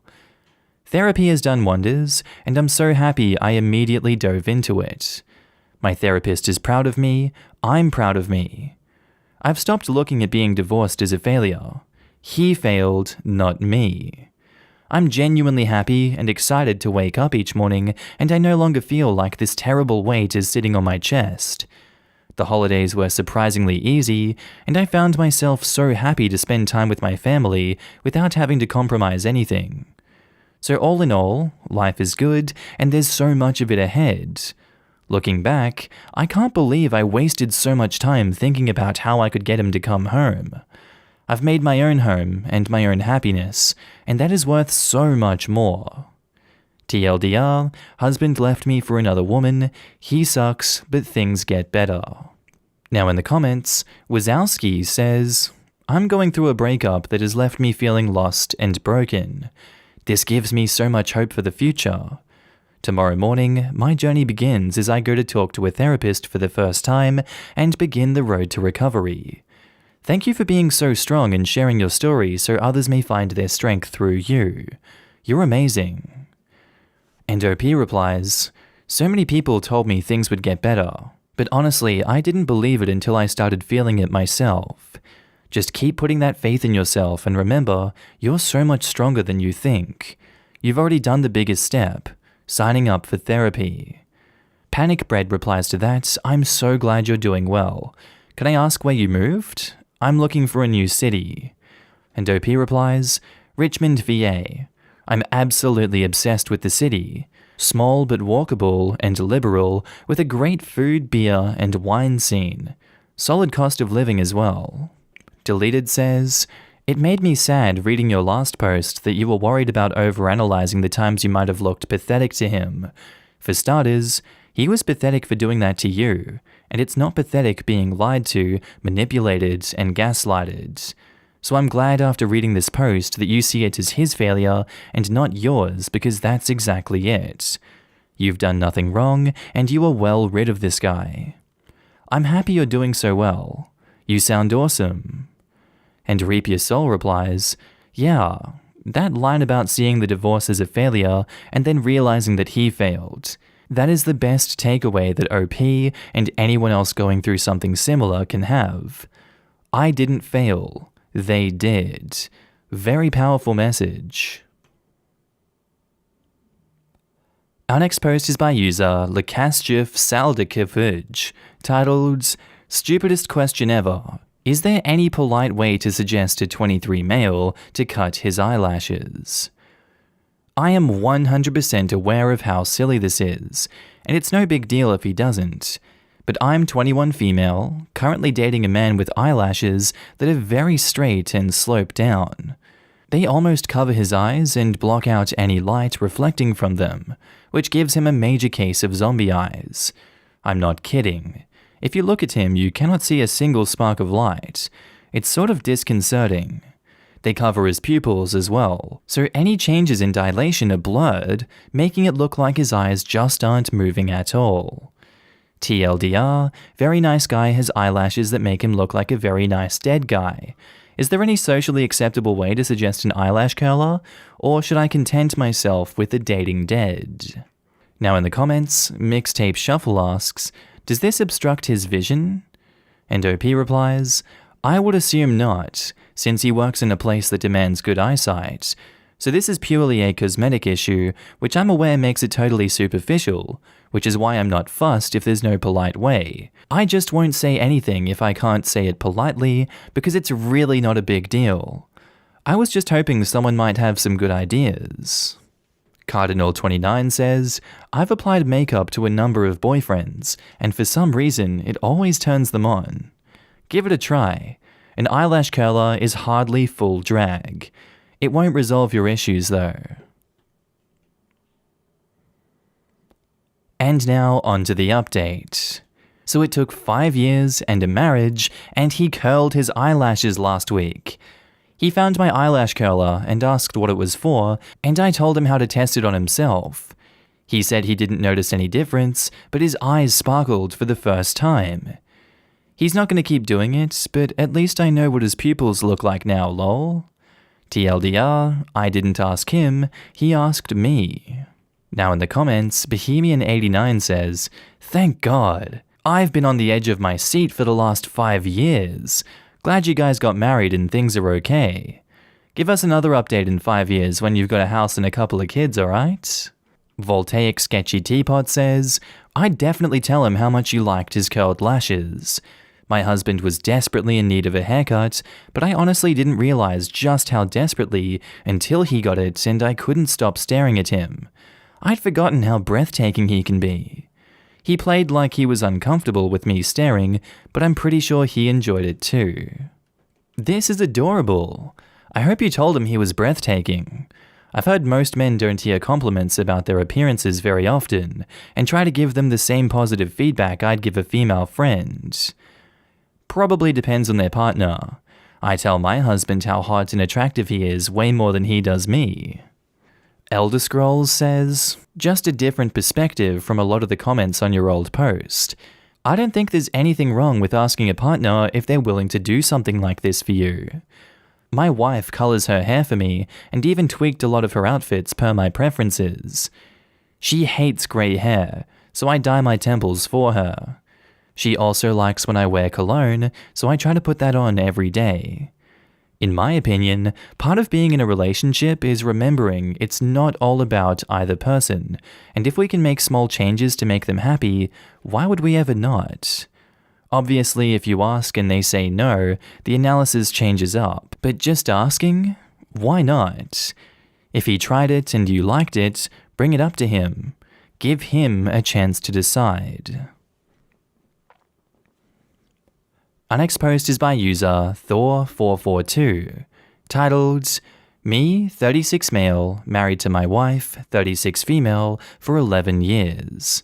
And I can't stop thinking about a girl that I dated for 1 month 16 years ago. So I have what I consider to be a good, healthy relationship with my wife. For some reason though, I recently am unable to stop thinking about a girl I dated 16 years ago for the entirety of a month. The relationship was normal for two 20-year-olds. We liked to low-key hang out and have lots of sex. The relationship ended abruptly one day. She and I hung out with a group of people on Saturday night, did our normal at-home thing, then got up on Sunday and went to a friend's college graduation party. Then, as I remember it, she seemed super distant and just up and left, and that was the end of it. I remember at the time I took the breakup really hard. I called off work 3 days, got super drunk, and I cried to my friends. The other night I had a dream about her, and in the dream I kept calling her the one that got away. I know that isn't true in any sense of the word. We definitely both went completely different directions in life as far as I know. I don't really know much about her, as we completely stopped talking at the end of our relationship and never stayed friends. Ever since that dream, I've been rehashing those 4 to 5 weeks, 16 years ago, over and over again in my mind. It's driving me nuts. I'm not sure how to bring this up to my wife, or even if I should mention it. I've read a few self-help articles saying this all really points to me just never getting closure on the relationship. Any and all advice would be greatly appreciated. TLDR, can't stop thinking about the girl I dated 16 years ago. No contact with her in 16 years. Should I discuss with my wife? Advice on dealing with this? Now in the comments, Normality is Restored says, don't mention this to your wife. This is your midlife crisis problem to deal with. You are fearing aging and fearing growing older with things undone. This isn't about that girl 16 years ago. It's about you worrying about all the things you haven't done with your life. I suggest therapy for you, or learn to deal with the fact that you're going to get older and there will always be other things that you can't be a part of. Yeah, definitely don't mention that to the wife. A lot of the time, it's easy to romanticize something that happened forever ago because you forgot about the bad parts and all the reasons that person wasn't meant for us. Just remember that it ended for a reason and you love your wife. Niet Marionetka says, don't mention it to your wife. Odds are, in another month, this girl will have completely left your mind, but your wife might still be anxious if you tell her. This means literally nothing besides that you're temporarily stuck going, what if? It's not about this girl at all. She would be a total stranger to you now, and was pretty much a total stranger to you while you were dating her for barely enough time for a mouse to gestate a litter. It's not even about the lack of closure. What closure do you need from something that barely began? You're just in a rut that we sometimes get into where your life is good, but you wonder if it could have been better. Concentrate on what you have. And if you have areas of dissatisfaction, think of ways to improve those in the future. With the weather warming up, see if you can get out of the house and do something new with your wife. Stay COVID safe though, and don't give these thoughts more weight than they actually have. And OP replies, quote, she would be a total stranger to you now. Complete and total stranger. I don't recall ever seeing her on social media over the years when I used it. I literally have nothing more than a small inkling of what she's doing as a career currently, and nothing more. And to the rest of that post, OP says, I had just mentioned this to my wife yesterday, that she and I need to get out, just us, and do something. Law et al. Says, I think it's natural to get nostalgic about our younger years with fresher bodies and fewer worries. So yeah, as someone who is also in his mid-30s, I don't love the amount of time I have to think about retirement planning now as compared to how little I worried about my job back then. I remember taking multiple days off from work for a bender when I turned 21. I can't even fathom what that would feel like now. At some point, it's worth talking to your wife about how you feel about approaching middle age, and how every step further from youth makes you feel. She probably wants to share the same with you, but I don't think it's great to specifically share, I keep thinking about the great sex I had with this one girlfriend. I wish we had done it more. There is probably a better way to talk about what you're nostalgic about from that time in your life, just in more generic terms with respect to your sex life back then. And OP replies, I think this is it right here. I had just become an active in the fraternity I pledged. I was in the best shape of my life, I always felt like I had trouble with girls, so this organic relationship came along out of the blue, and I'm just romanticizing about that short time period. She just happens to be a part of that. Maybe I need to work on getting myself back into that shape, because that is something I can do, and can relive. And now on to the update. So I mentioned to my wife vaguely that I was having a bit of a midlife crisis and ruminating on my past a bit too much, that I miss how I was physically at my peak in college. She said she was also having a bit of a crisis, worried about long-term health and missing the shape she was in before kids. We made a commitment to each other to get into shape and have changed our eating habits and bought a treadmill. I have been working out daily and my rumination issues have really dwindled. We also planned a nice vacation and a few get-togethers with friends in the next few months. TLDR, told my wife I was having a crisis without much detail. We are making strides to better ourselves and each other. Now in the comments, I Love TX says, "That's a great update. I can promise you that 1-month relationship would have never worked out because it didn't. And how it ended suggests that it never had staying power. I hope that getting into shape helps you both. I think the pandemic also makes relationships tough because you're likely no longer getting out and doing the things that brought you together. Or simply having the time apart in separate interests. At least that's been the case with my marriage. I think that would make it tempting to fantasize about some other reality that could have been. But really, it could never have been. The fantasy is what kills us. It never plays out like it does in our heads. I mean, I even ruin potential relationships before they happen because I fantasize about what it could be and then get disappointed. It's easy to get huge crushes on people because we fantasize about what they might be like. But then when we get to know the person we've been imagining things about, we realize it's all a lie and the lust/crush fades away. BoJack Horseman, anyone? I bet OP is fantasizing just like this about that girl, and in reality, they could have ended up having a terrible relationship, or just platonic. On Tour for Eternity asks, "Are you still obsessing over the girl from 16 years ago?" And OP replies, "Nope. After my wife and I talked, we had really passionate sex, and all thoughts are pretty much gone." Thank you. Posts and comments like this are so refreshing to read on Reddit, and I'm happy for you.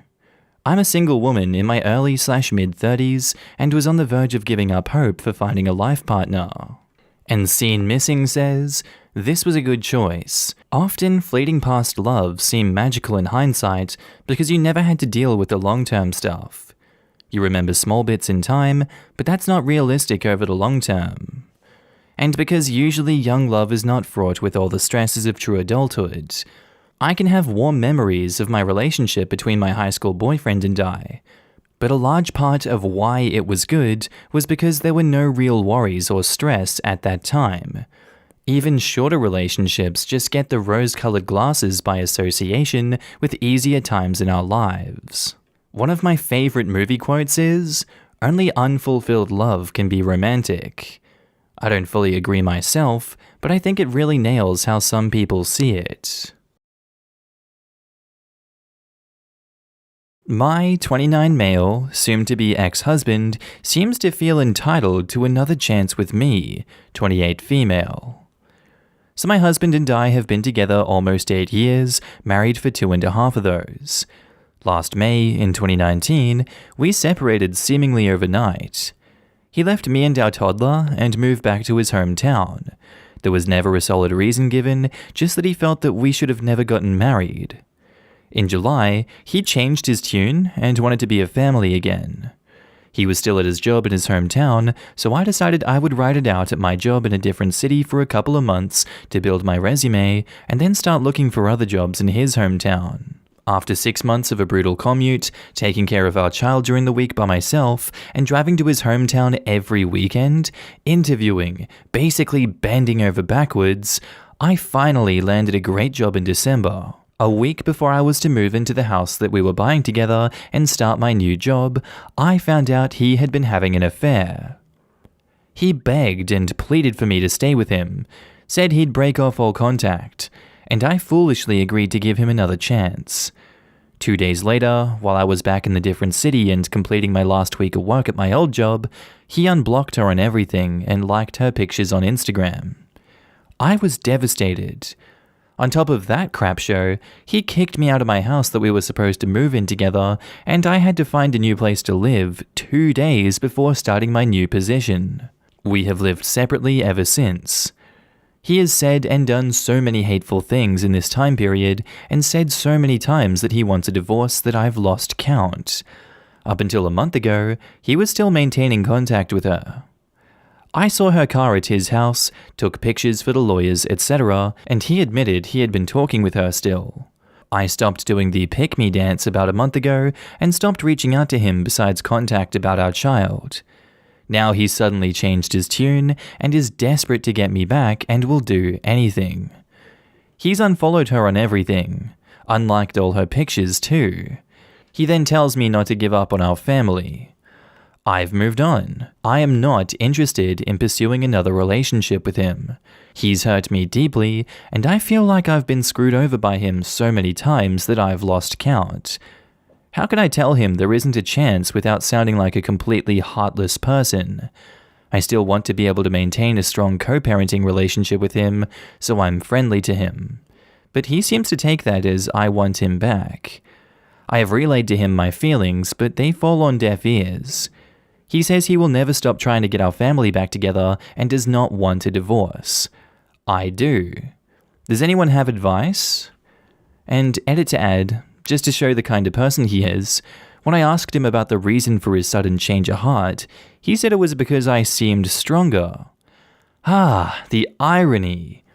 Honestly, a big thank you to the prick for yanking the rug under my feet not once, but twice, because I truly have realized how much better I can do, and how I don't need anyone but myself to have a happy life. Now in the comments, Olivia Prestane says, "You are not heartless for being direct about your feelings, and even if you were, why would you be so careful about his feelings when he cares so little for yours? You need a lawyer to come up with a custody agreement. You do not need to be friendly with him to co-parent effectively. You just need to be cordial and not disparage him in front of your child." If OP is heartless, it's only because the ex-husband smashed it over and over and over again. He only has himself to blame. And OP replies, "Thank you, thank you, thank you. I needed to hear that."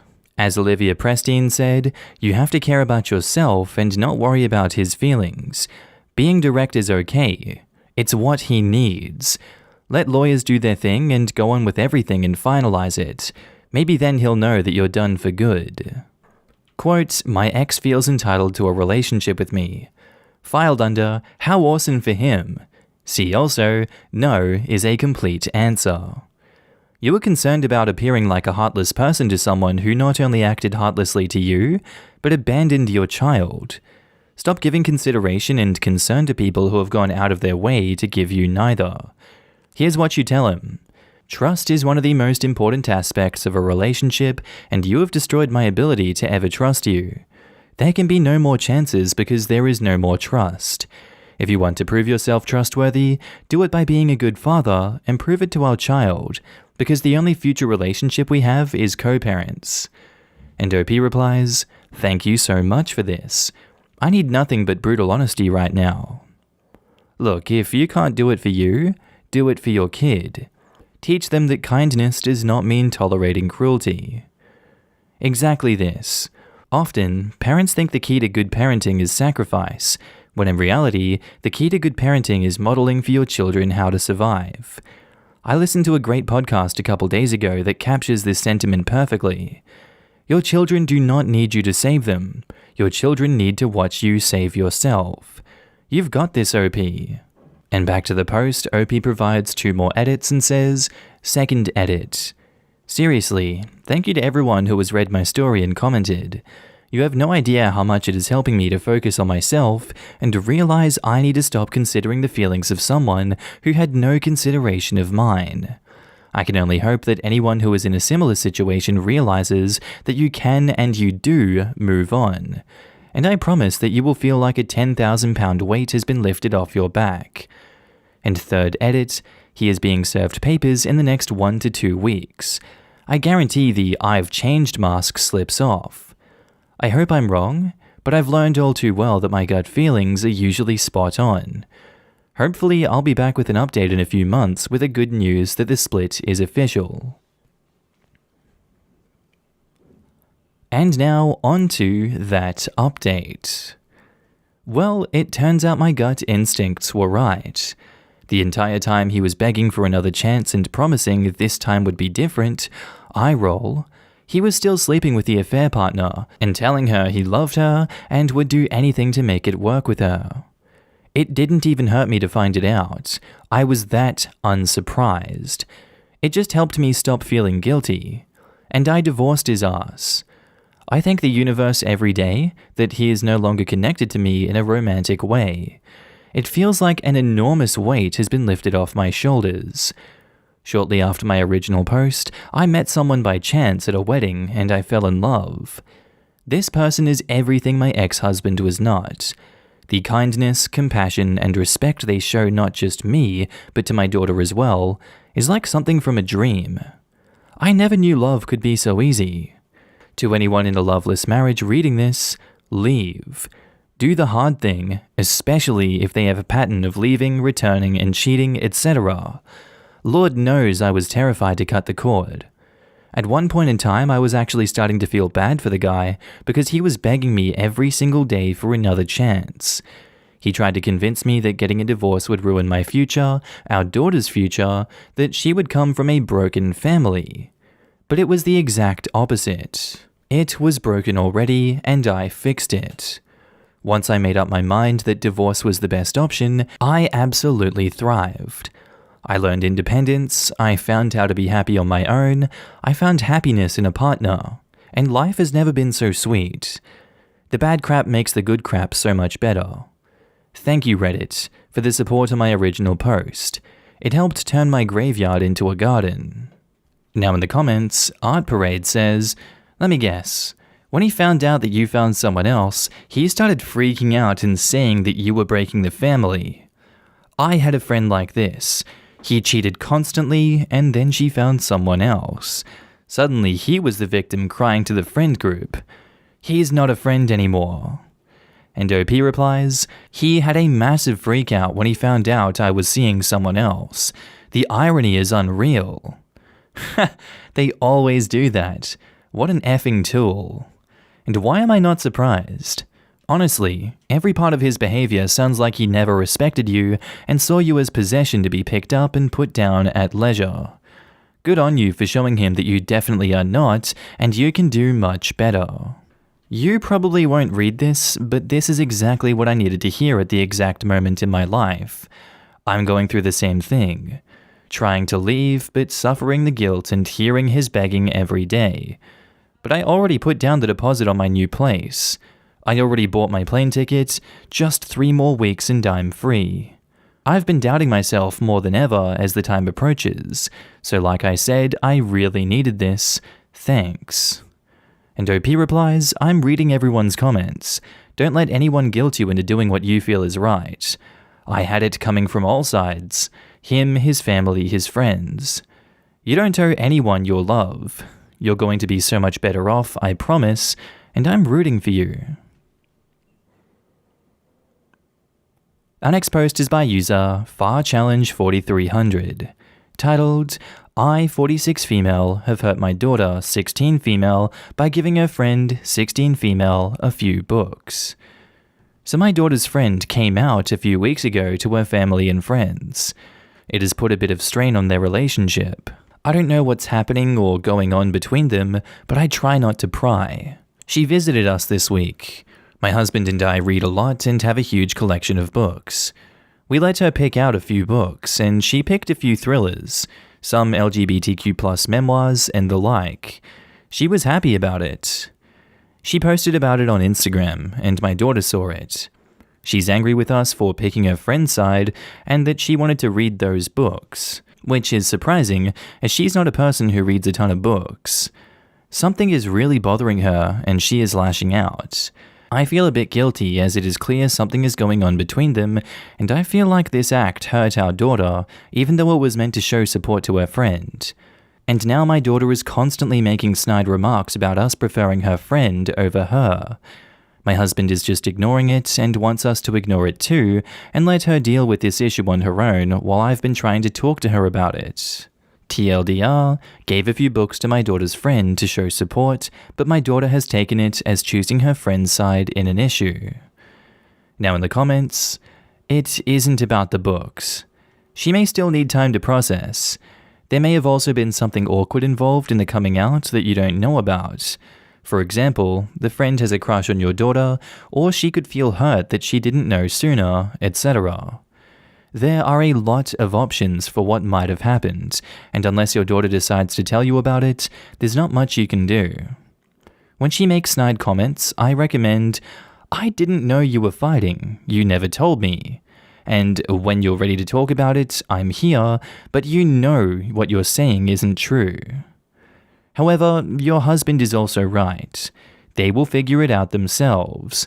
They are teenagers and this is what they do. You don't need to interfere with their business.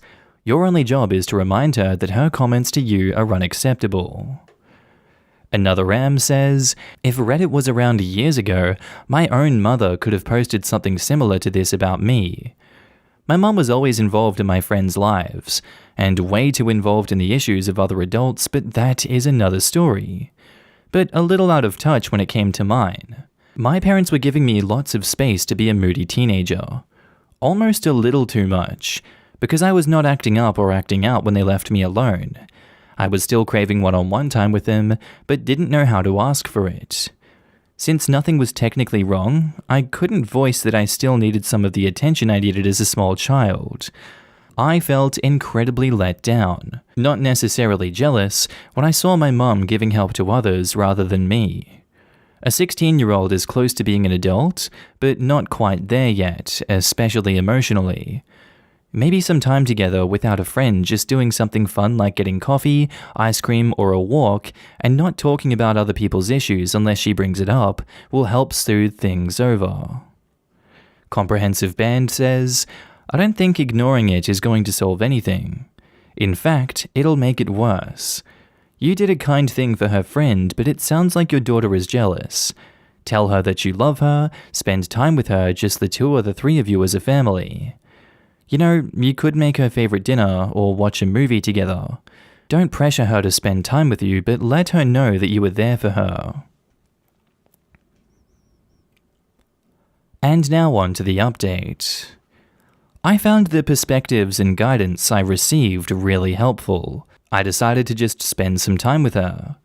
She loves to bake and we baked together and we had some movie nights. Her comments melted away and she became happier. We were baking yesterday when she came out to me. I didn't make a big deal of it as I felt that she didn't want me to. I just told her I loved her before continuing to bake as if nothing happened. We did have a conversation later on. She told me that her and her friend had been together. Scary how well kids can hide things. Her girlfriend wanted to come out, but she didn't, and it had strained their relationship. It seems they had a fight before we gave her the books to the ex-girlfriend, and that had hurt her. Their relationship is in the limbo, and she doesn't want to come out to the world right now. My husband ordered a small pride flag to keep in her room. The world is a bit crazy right now, and we want her to have a space where she can be herself. TLDR, my daughter came out to me, her friend was actually her girlfriend, and they had a fight. Now in the comments, Alpha Mush says, I wish I had you as my mother. No, I'm not gay, but to take the time to learn from others on how to take care of your daughter lovingly is a really good trait. And she's lucky that instead of you responding back in kind or from a place of negativity, you're responding with love. I want to bake with OP too. That would be a nice bonding moment. Some people are really lucky to be born into loving environments. My parents are really great and they always tried to be that safe haven for my friends as well. Not necessarily in the orientation thing, but I had friends with less than ideal, angry parents and, well, my bestie lived more with us than at her own home in the last 2 years of high school. We were jokingly known as the dump bears because there was always a chubby butt sticking out the fridge whenever they would go into the kitchen. Mum and Dad almost never had leftovers while we were teens, living at home. I love hearing stories like this. My son came out to me at 15. I'm so glad he felt comfortable opening up to me. It's so hard being a gay teenager. The world can be such a cruel place, but at least when they get love and support at home, it makes it a little bit easier. I hope to be a mum one day. Every time I come across a post like this with excellent parenting, I try to log it away in my memory bank as a standard to strive for. Your daughter is very lucky to have you. Maybe you should do something like start a journal with these ideas so you don't forget them. Could be a nice thing to update later once you have a kid too. I think my girlfriend has been using my gym socks to wipe after going to the bathroom. I don't even know where to start with this. I am dumbfounded. She just stormed out of the house and I'm sitting on the bed asking myself a lot of questions. I live a pretty normal life, and I thought so did my girlfriend.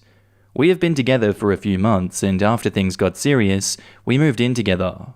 We started sharing a lot of the household responsibilities, but the one thing she was adamant on doing was the laundry. She would come home and find me in the bedroom getting the laundry together, and would quickly ask me to go do something else. I'd come back to finish the laundry, and she would have already started it. I always thought it was sweet and never her job to do it alone, but hey, if it makes her happy to do it all the time, I wouldn't stop her. This is where it takes a turn for the weird. I keep all my socks and underwear in the bottom drawer of my dresser. I always go to the gym frequently, so I always keep a good supply of clean gym socks ready to go. I never kept count, but I know by just a visual glance that I have several pairs. This morning when I went to grab a fresh pair to pack for the gym, I noticed there were several dress socks, but no gym socks. Again, not weird, they must have been in the laundry. I went to check the laundry basket and it was empty, so I checked the washing machine and dryer. Both were empty. I couldn't figure out where all of my gym socks had gone. So I did the very natural thing of asking my girlfriend what had happened to them. After all, she's the one who does the laundry all the time. She went silent, turned red, and ran out of the room. When I went to ask her to see if she was okay, she wouldn't talk to me. I told her I wasn't mad, I was just looking for my socks. She kinda mumbled, I don't know. I still wasn't mad, of course, but I was super confused. Socks don't just disappear, so I asked her again, and even laughed about it, and she just looked at me and got mad and said, I'll buy you new ones. The first thought that went through my head was she had somehow managed to destroy my socks while washing them. I thought the side of that was actually pretty funny, so I joked with her about ruining my socks. Wrong thing to say. She started immediately crying, like full-on sobbing. At this point, I don't care about the socks anymore. I want to know what's wrong with my girlfriend. I sat down next to her on the bed and put my arm around her and asked her if she was okay. She just kept saying that she was sorry and that she would buy me new socks. I tried assuring her again that it was okay, and even went so far as to say that I would buy her new socks and she didn't have to. I sat with her for a few minutes trying to calm her down and eventually had to get ready for work. I told her I loved her and I got my things together to leave for the day. On my way out, I grabbed the garbage to take outside.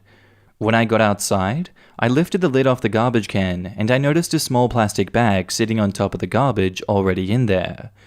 I could see through the bag, kind of the semi-see-through ones, that there were socks in the bag. Since I was sure she had somehow managed to ruin the socks washing them, I wanted to see for myself. I opened the bag and immediately regretted my choice. There, inside of my bag, were several pairs of gym socks covered in what looked like poop. As soon as the smell hit me, I knew it was poop. 1. We don't own any pets. 2. We don't have any kids. And 3. Whose poop was on my socks? Work could wait. I couldn't go for the rest of the day wondering why my gym socks were covered in poop and inside a plastic bag in the garbage can. I grabbed the bag and walked back inside. As soon as my girlfriend saw the bag, she flipped out and started yelling at me. She said that I shouldn't be going through the garbage and that I was disgusting for bringing it back into the house. I asked her to calm down, and that I just wanted an answer as to why there was poop on my socks. I wasn't blaming her for anything, but she started accusing me of blaming her. That's when it clicked. I don't know what it was that led me to ask this, but everything leading up to this moment had just been so crazy. I asked her, "Is this your poop?" And she started sobbing again and ran out of the house. I didn't go after her this time. So, now I'm sitting on my bed with a bag of poopy socks on the floor and a lot of questions in my head. The only conclusion is that she used them after going to the bathroom, which, that alone, has its own set of questions above everything else. I sent her texts asking her to come back, and she hasn't responded yet. I don't even know what I'm going to say when or if she comes back. Update: I had to leave for work and am now at work. Yes, I threw away the bag of poopy socks. She texted me back and she is clearly embarrassed, but felt she owed me an explanation. She said she didn't want to talk about it in person and that we could discuss it over texting and to not bring it up in person. I'm considering the conversation and filling in some gaps as best I can. Her responses are super short, but I'm getting the idea. I flat out asked her if it was a fetish. It is not a fetish. She confessed to using the socks after going to the bathroom, and I found the reason she always does the laundry is because she was hiding the fact that she uses socks to wipe with, primarily her own. I had no reason to question the amount of socks she ever has, because who pays attention to that kind of thing? She thought that I would notice and think it was weird since she doesn't own many socks. She admitted she has done this for a long time. Her reasoning, as best as I can understand, is that because she's a germaphobe, which is her word, and she's afraid toilet paper will tear and is afraid of getting her hands messy in any way, she uses socks because it covers her entire hand. After she's done with them, she throws them away. She used mine because she didn't have other socks. So my girlfriend has a fear of getting poop on her hands, so she wipes with socks, and has done so for a long time. It could be worse, I guess. I hope we can laugh about this later, and I'm trying to find the humor in it now, but I'm still weirded out. Before we get to the next post, I just want to say, what the hell is going on? I want to know why these people exist. This deserves to be on My Strange Addiction. And also, I am thoroughly disgusted. Anyway, let's go to update 1. I have had a lot of time to think about what happened yesterday. I have also read through a lot of the comments. Thank you to everyone who gave me advice on what to do. There has been a lot of development and a few requests to follow up, so here it goes. It's whatever at this point. We had been texting off and on all evening, and as promised, I agreed not to bring it up in person. When I got home after work, her car was in the driveway and her sister's car was there as well. I was a little nervous, not knowing what I might be walking into, but overall, I just wanted to get whatever was going to happen over with. When I walked in, it was clear so did she. Her sister was helping her pack up her things. I didn't know what to say, but I never expected this. I honestly thought everything was going to be okay when I got home. Her sister just looked at me and didn't say anything. I walked by her sister and went into the bedroom where my girlfriend was. She didn't say anything either. She didn't even look at me. If she was going to leave, I at least wanted us to have a discussion about it. Everything I had read in the comments about buying a bidet and OCD led me to believe there might be more to all of this than I had considered. I started to talk, and she just threw down the hangers of clothes and screamed at me, "You put this online? I told you not to talk about it!" Her sister ran into the room and told me to just leave until they were gone. She then accused me of cheating. What? This whole thing has been crazy, and I feel like I had to deal with a lot up to this point, but man, that was it. I snapped. I told her sister I had never cheated, not once. I would never cheat on her. Enough was enough. So I told her sister the reason she was there was because earlier I had found out my girlfriend had been going to the bathroom and wiping herself with my socks. Everything went silent. Like, no one said a word. Out of nowhere, they both start crying. Her sister started yelling at me and told me that I shouldn't be talking about things I don't understand. When I asked her what in the world she was talking about, she just kept on yelling at me and shouted back that it was normal and that I need to mind my own business. 1. Her sister knows about it. She did not know that I posted on Reddit about it. 2. Her sister thinks it's normal. And 3. I need to mind my own business? They are my socks. I stood there all kinds of messed up, so I just left. I went to a buddy's house and I stayed the night. I also called off work today. I went home and all of her stuff is gone. I didn't text her back. I think I'm done. To clarify a few things, she insisted on doing laundry to keep my suspicion of her not having many socks at rest.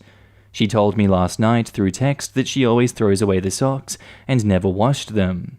She reaffirmed it's not a fetish. She won't try a bidet because she doesn't want poop water splashing on her, and I can't keep up with the comments. I'm pooped. I'm trying to find humor in this because I'm really upset. So yeah. Now in the comments, if I read this right, the sister accused OP of cheating, so did ex-girlfriend tell her sister she needed help leaving because she lied and said that OP was cheating on her? I mean, all of this is wild, but how are you gonna lie and say that your man was cheating when he just found out about your weird poop sock thing? What the hell? She's not willing to find a compromise to not use socks to wipe herself? In the original post, I'm like, okay, maybe she can get a bidet, or she can hop in the shower instead. Maybe there is something more going on, and OP can help her. He's grossed out, but seems willing. But now I'm like, bye! I have a strong feeling that it's something mentally or psychological that they both have. The sister started crying and trying to defend her. I don't get why they won't just tell you, instead of throwing blame on you. The sister cried and insisted it was normal. They know something is wrong here and seem unable to confront it. The parents have screwed these girls up somehow. I'm not shocked that her sister knows about it. I figured the whole family does. Sister is in protection mode. Deep down she realizes that her own family member is unwell. She's in denial. It might be best to just wash your hands of this entire relationship. It's a shame that you've invested a lot of time and you really like her, but if this is how things are going to be, you are better off finding someone else. Might want to wash your feet too. And now to our second and final update. I am back together with my poop socks girlfriend and I'm wanting to propose. Like the title says, and whether or not people like it, we are back together. 1. She knows I'm going to propose, I just don't know how yet. And 2. The sock thing is still an issue, but I love her, so who am I to say what's right and wrong? Things settled down and we got back in touch through a mutual friend. She was reluctant to see me because she was still mad and embarrassed. I sat on everything for a long time, but couldn't shake how I felt about her. I worked really hard to try and look past the sock stuff, and eventually broke down one night.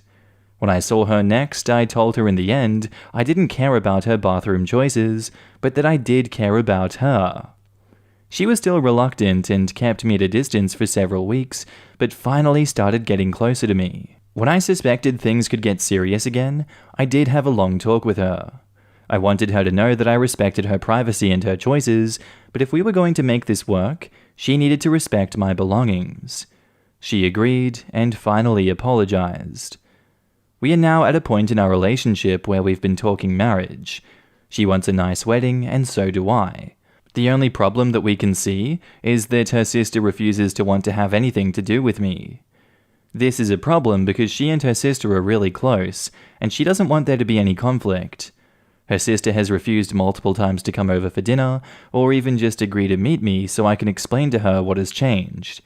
So I'm back on Reddit asking for advice, since everyone helped me the first time. How can we resolve this? Yeah, I'm just as surprised as you guys. What in God's name is going on? Anyway, comments. Put the ring inside one of her socks. This is obviously the best suggestion. I really think you guys just need to split up. Your girlfriend has issues, not just with the poop socks, but with communication and handling conflict and emotions. You got accused of cheating over this weird effing incident. Your girlfriend flipped out and basically completely shut you out, and her sister got involved as well. Y'all really need to legitimately work all that crap out before you get more serious. She should probably see a therapist. Y'all should probably also go to couples counseling. You spent half your post discussing the poop socks, and then glossed over the issue for which you want advice. You have failed to state the problem that your sister has with you. There really is not any other advice to give without understanding why the sister does not like you. Is it because of the misused socks? And also, why does she not use baby wipes? And OP replies to this, she doesn't trust me because I called her sister out on a private matter. She said I broke a trust and doesn't trust me to keep private family matters private. Look, mate, I posted before I read the update to the original post. My response would be, how would anyone know it was her based on an anonymous post that lists no identifying information? I might not add that girlfriend's habits are somewhat surprising, and it is not abnormal needing to get someone else's perspective, and you did it anonymously rather than telling her and your friend group. Well, unless you did do that. Sister has serious issues if she thinks that her sister can be identified from the posts. Both of them sound loony. Why on earth do you want to marry into this family? Are you that desperate to settle down? Honestly, I think OP might be the crazier one of them. Yes, his fiancée and her sister are both crazier, but OP is even crazier because he is willing to subject himself to their full brand crazier.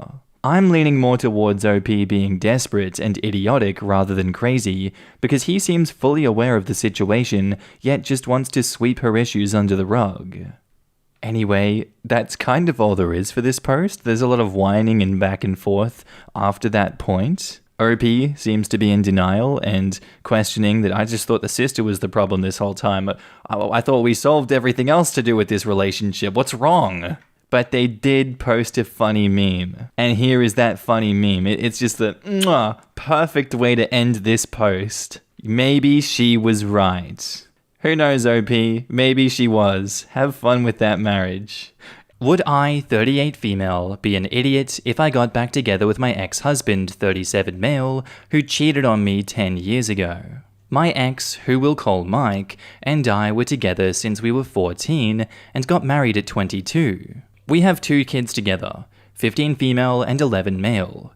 My ex's work takes him all over the country for a week every quarter. In one of those trips, he hooked up with one of his co-workers. I never thought he could do something like that because our relationship was really solid. He confessed immediately after he got home. I actually would have never found out if he didn't.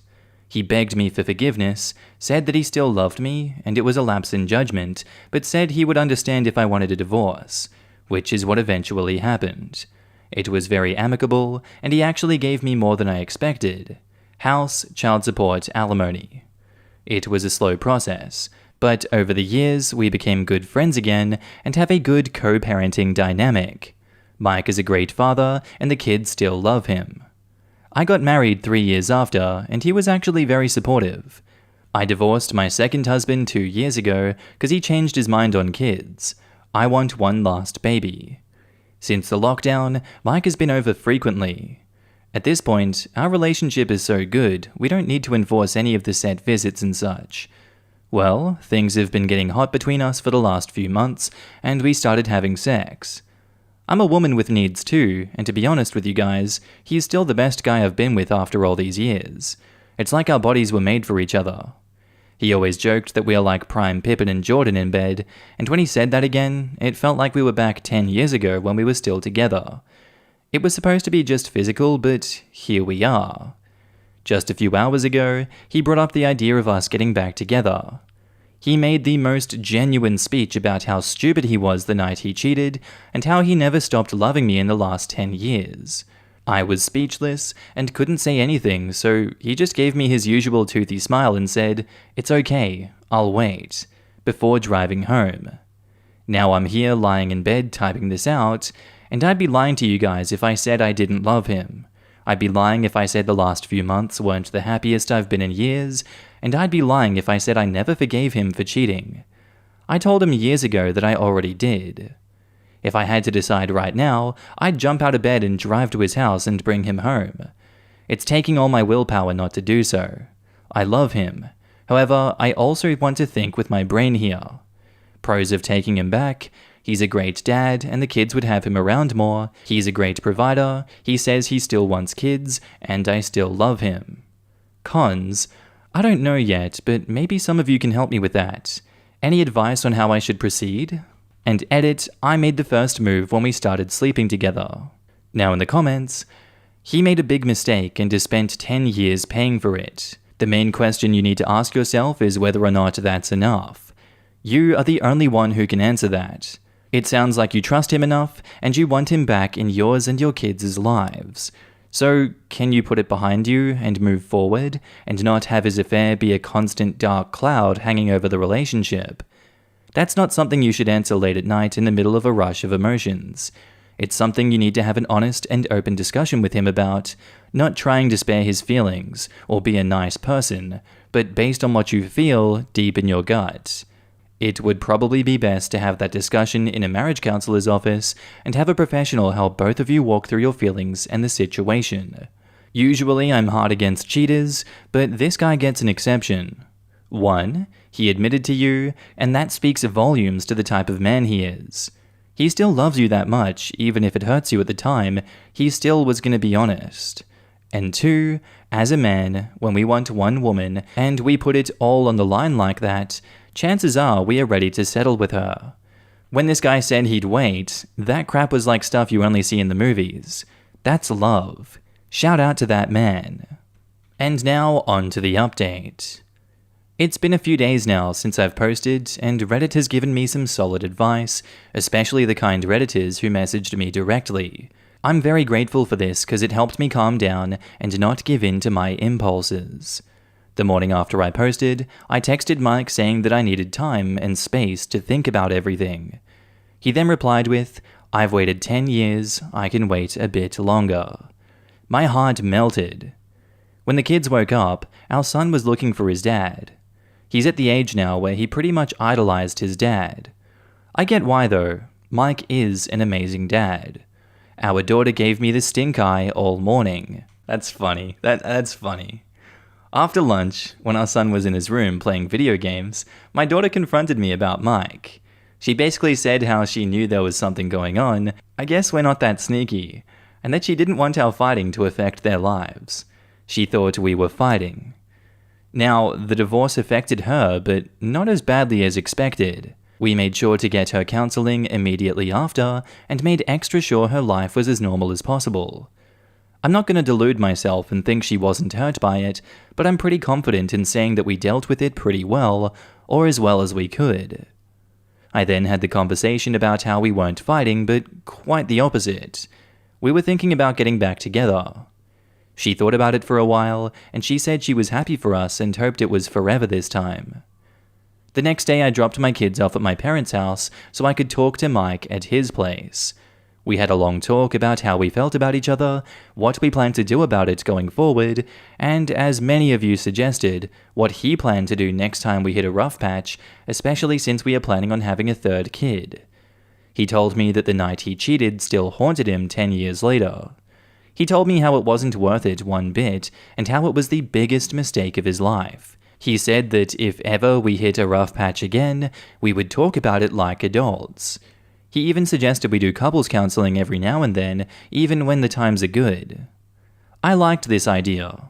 There are some details about our conversation that I want to keep private, but long story short, we got back together. We are going to take it slow, and in every step we take, we both agreed that our children would take priority over everything. He's not going to move in yet, but he would spend a few nights a week at home with us. Later that night, we sat the kids down and broke the news. Daughter didn't say much because she already knew, but our son was over the moon. Since we divorced when he was a baby, the concept of both his parents being together was quite new to him. They obviously asked questions and we answered them.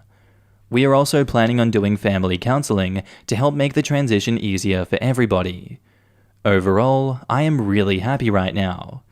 Mike made a mistake 10 years ago, but I don't hold it against him and have completely forgiven him for it. I know he loves me now and won't cheat on me anymore. I'm back together now with the love of my life and father of my kids, and I couldn't be happier. As I type this out, Mike is in the next room playing video games with our son. I'm not entirely sure what the future will look like, but I'm happy that he's back. Thank you Reddit for the advice. It really helped with our talk and how we proceed going forward. I think I'll stay online for an hour or so to reply till the kids are asleep and he comes to bed, and then it's my turn to have fun. Peace. Now in the comments, wishing you the best. Also admire the grown-up way that you and your ex or your ex-ex are handling this situation. And OP replies, thanks, and yeah, it's easy when you are both on the same page, especially when it comes to putting the kids first above all. I'm excited for the two of you, but I don't know about putting the kids first before all else. My parents have been married 50 years, and my father and I spoke about how it was always their relationship first, and then the kids, and then everything else. Not in any negative way, because my parents were extremely involved in my life growing up, in the sense that the family unit started with my parents, and their relationship needed to be the strongest first, and then their relationship with their children.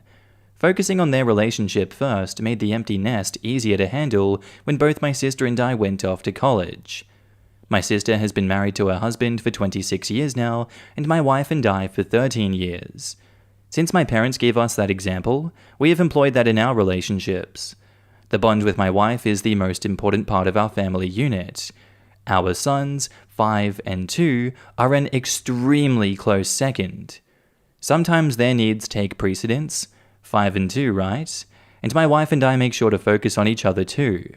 A few years ago, we were going through a rough patch, and it all boiled down to us not putting each other first after lots of talking and communication. Great update. I hope everything works out. I also love the fact that not once did you concern yourself with what your friends or family would think.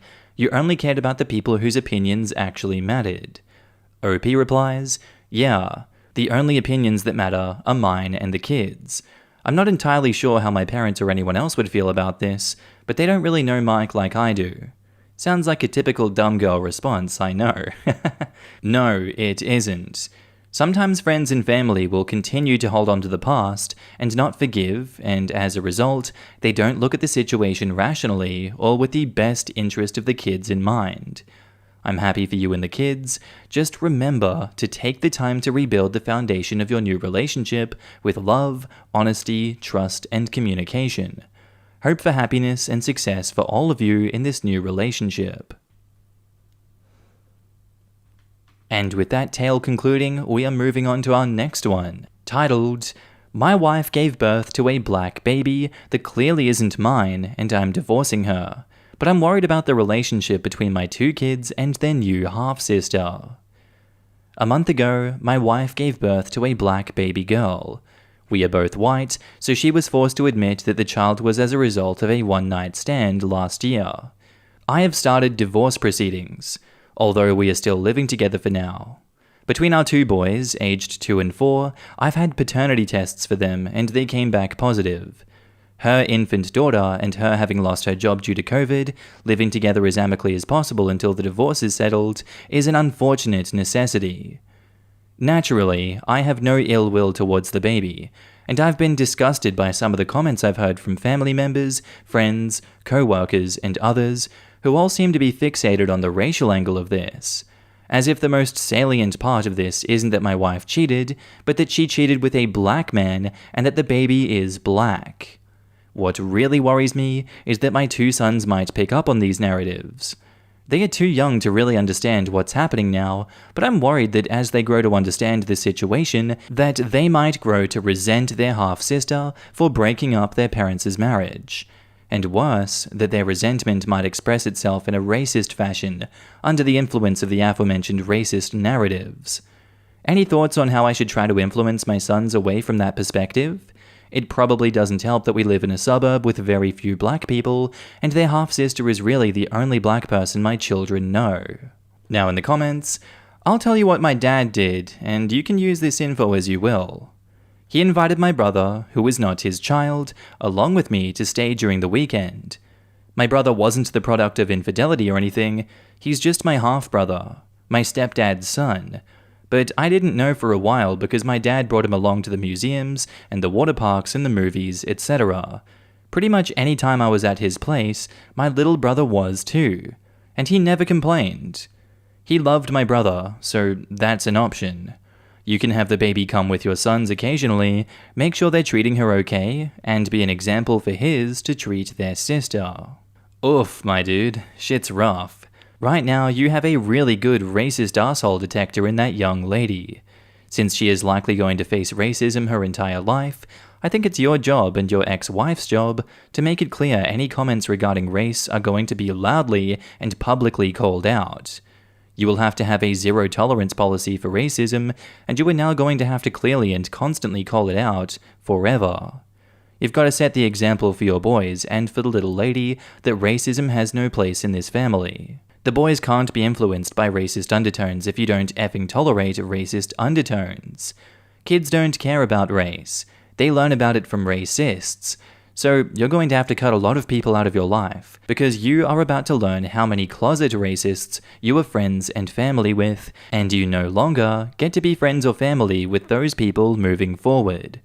The only way that it's going to affect your family is if you and your ex allow it to.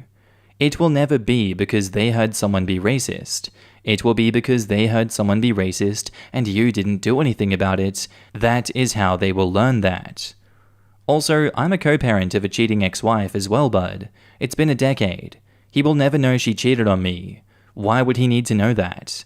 How would your boys ever know your family was broken up if that's not the narrative you present to them? My ex didn't cheat on my son. She cheated on me. She is a good mom, she loves the kid, so he will never need to know why they didn't stay together. It's irrelevant. All of my family knows they don't ever get to say crap because I made it clear that I'm not a crap-slinging asshole. The kids come first, and that means my ex and I are a united front and co-parents, so no one will be saying a negative thing about my kid's mom. We had our issues and we split, and the reason is no one's business. So, you're gonna lose a few friends, and maybe family, and they will be racists and not worthwhile anyways. Your ex and you will have to deal with crap a couple white folks usually ignore and don't deal with, and you don't get to do that anymore.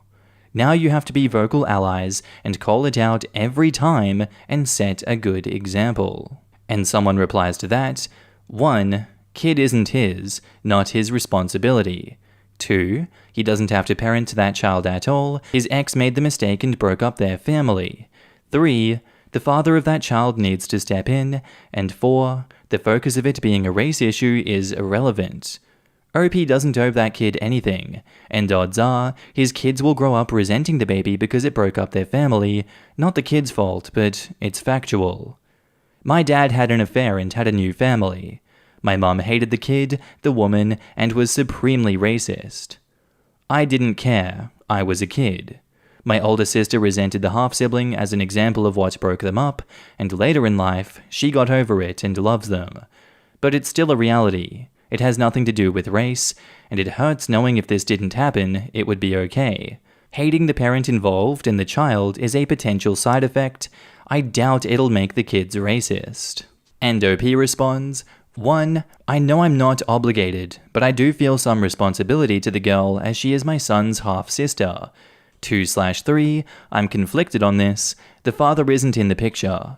My wife knows his first name but nothing else about him and hasn't been able to track him down. And I've bonded with the baby girl somewhat over the past month. I suppose, inevitably, given I'm living in the same house and helping with her care, as my wife has PPD, so I kind of have to, maybe the smart move would have been to harden my heart and keep my interactions with the child to a minimum, but at this point I'm almost considering adopting her while divorcing my wife. And 4, disagree. It shouldn't be a race issue, but it's being made to be. And then there is a follow-up to that where OP posts in r/legal advice titled WA, Adoption of My Wife's Child. So my wife and I are going through a divorce right now. However, I've asked her to let me be recognized as the adoptive father of her daughter, not mine biologically. She's agreed, and we're aiming for 50-50 joint custody. The biological father isn't in the picture, as my wife only knows his first name and is unable to find or contact him. Also, while my wife has agreed, I'm not sure whether she can be considered legally sound of mind to consent to this.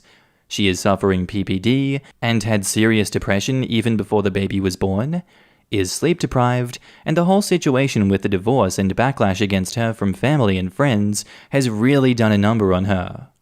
I worry that if she agrees to this now but changes her mind later, it could be reversed due to her current mental state. Now in the comments, before you go through with this, think of your mental state at the moment. Do you really want to be financially liable for someone else's child for the next 18 years? Knowing how this child came to be and all, having read your other post. Trying to be a good person and being a sucker are two different things. You are getting a divorce which she does not want. What happens when she pushes back, starts a new family, when that child inevitably lashes out and tells you that you are not their father because you are disciplining them? This opens a whole new can of worms in your life forever. As others have stated, legally, you are assumed to be the father unless you fight it, and along with that comes child support claims and whatever else have you. No need to adopt. You are already presumed to be the father because you are and were married when the child was born. Wife consented to you being the father to her future children the day that you got married. And now, on to the update. Unfortunately, my last post was locked, but I received a lot of helpful PMs from people. I'm particularly thankful for those who have lived through a similar situation or have family and friends who have done so, and sent me advice on how this affected them and how to navigate the situation. I'd also like to thank the hundreds of mouth-breathing bigots who spammed my inbox. The big takeaway for me was that I'd need to lead by example here, not excluding her in any way because of her paternity, so that she and my sons would see her as a full member of the family. Also, that I need to be more active in confronting the bigoted and ignorant nonsense I've been hearing, and teach my sons to do the same to protect their sister. I have spoken to some of those responsible since, and made clear my feelings on this, and that she is to be treated as a member of the family, and that if I ever find out that they've said things like that to my sons or their sister, that they won't be allowed around us anymore. I have spoken to my wife about this, and we are more or less on the same page. She has been begging me to forgive her and not go through with the divorce, but that's not going to happen. Even if I didn't consider the cheating unforgivable, I just don't feel any love for her anymore, other than a platonic affection for her as the mother of my children. My sons are handling this as well as can be expected. The 4-year-old doesn't fully understand, but is upset by the change in the household. Thankfully, he is easily distracted. The 2-year-old is thankfully too young to comprehend what is going on, but has definitely picked up on how withdrawn his mother has become. They are both fascinated with their new little sister, so there is that silver lining. My wife, on the other hand, isn't in good shape at all. She was depressed even before the birth, and now with everything, our divorce, her infidelity being revealed and the backlash from family and friends, PPD, and the exhaustion from raising an infant, she is barely functional. She is seeing a therapist, and I've been pressuring some of our family and friends to be supportive of her, because even if they think she deserves it, her current state is making it harder for me and our children. It's becoming very obvious to me that even after the divorce is finalized, we are going to have to live together for a while longer. She is in no shape to be taking care of 3 kids without someone else around to support her, and I am not willing to deprive her of her sons by seeking sole custody. It is also too difficult financially since she has lost her job because of COVID. As for the baby girl, she is healthy and fairly easy by baby standards. Since I've been helping care for her, I've bonded with her, and I've discussed the possibility of adopting her with my wife. She can't contact the father, as the only thing she knows about him is his first name, and given our co-parenting situation, it feels like adopting her as my daughter would be the best outcome for all involved. However, there has been a wrench thrown in that plan. It was brought to my attention that there may be a way of finding the baby's father, namely by having her DNA tested by Ancestry DNA. If the father or one of his relatives has also taken the test, we may be able to find him through their DNA match database. If I'm being completely honest, I am not happy about this. I have already started to think of the baby girl as my daughter, and having him in our lives would massively complicate the family dynamic. Plus, we live in Seattle, and she met him in Philadelphia, so God knows how they'd even make it work if he wanted to be the kid's father. However, I recognize that this is a selfish reaction. If we have a chance of finding her biological father, we owe it to her to do so, if only so that she has access to her paternal medical history, and so that she can have a relationship with him, if and when she chooses to do so. I have read a few accounts by children raised by non-biological parents, and a common thread is their desire to meet their lost biological parent, so that's that. We have ordered an Ancestry DNA kit for her, and I guess we'll decide the next steps once we get the results back in a couple of months. Now in the comments, I'm glad to see the pieces are falling into place for you and ending up as well as they can in these horrible situations. Stay strong and live your best life and be the best version of yourself you can be. OP says thank you. A lot of people can take something away from your post. How to treat other human beings, not only the ones who have made mistakes, but also the ones who simply need a loving parent. I wish you the best. You really deserve it, buddy. The way you are dealing with this with a level head is commendable, and that child is very lucky to have you. Many people wouldn't respond how well you are, and you deserve a ton of credit for that. Your life was thrown upside down, and you are still putting the baby's best interest first. I hope everything works out well for you. You deserve that. I wholeheartedly second this. OP's response to the situation is beyond admirable. Going the extra mile to even consider adopting the baby is an extraordinary display of altruism. I wish the best for everyone involved, but especially OP. We, husband 32 male and me 26 female, have been told by his brother and sister-in-law that we should supply all Christmas gifts for the kids due to our lack of kids. So my husband has a very large family. I think in total his father has 8 brothers and sisters. They all got married and had 2 to 6 children each. Now all their children are grown up and starting families as well. We are looking at easily, I believe, 15 children in the family as of right now. We all get together for Christmas every year at his grandparents' house. Sounds great, right? Right. Normally after Thanksgiving, or on Thanksgiving, which they also all get together for, we pick names for the children's gift swap. There is also a men and women's gift swap, which my husband and I, who do not have children, join in on. Now, to give you an idea of how the gifting has been the last 10 years, husband and I would buy gifts for his parents, his brother and wife, and their 4 kids. Great. Awesome. Works fine. Last year, they said they would rather we just bring gifts for the kids, so we did. Same thing, we'd always gotten them books at their reading level, PJs, and puzzles of some kind. They were upset, but we couldn't place why. We also didn't get any gifts at all, which we didn't comment on, but my husband admitted that he was a bit hurt to get nothing from his parents versus his brother and sister-in-law getting gifts. I am not a super social person, so I spent most of Thanksgiving reading a book and watching one of the youngest cousins sleep.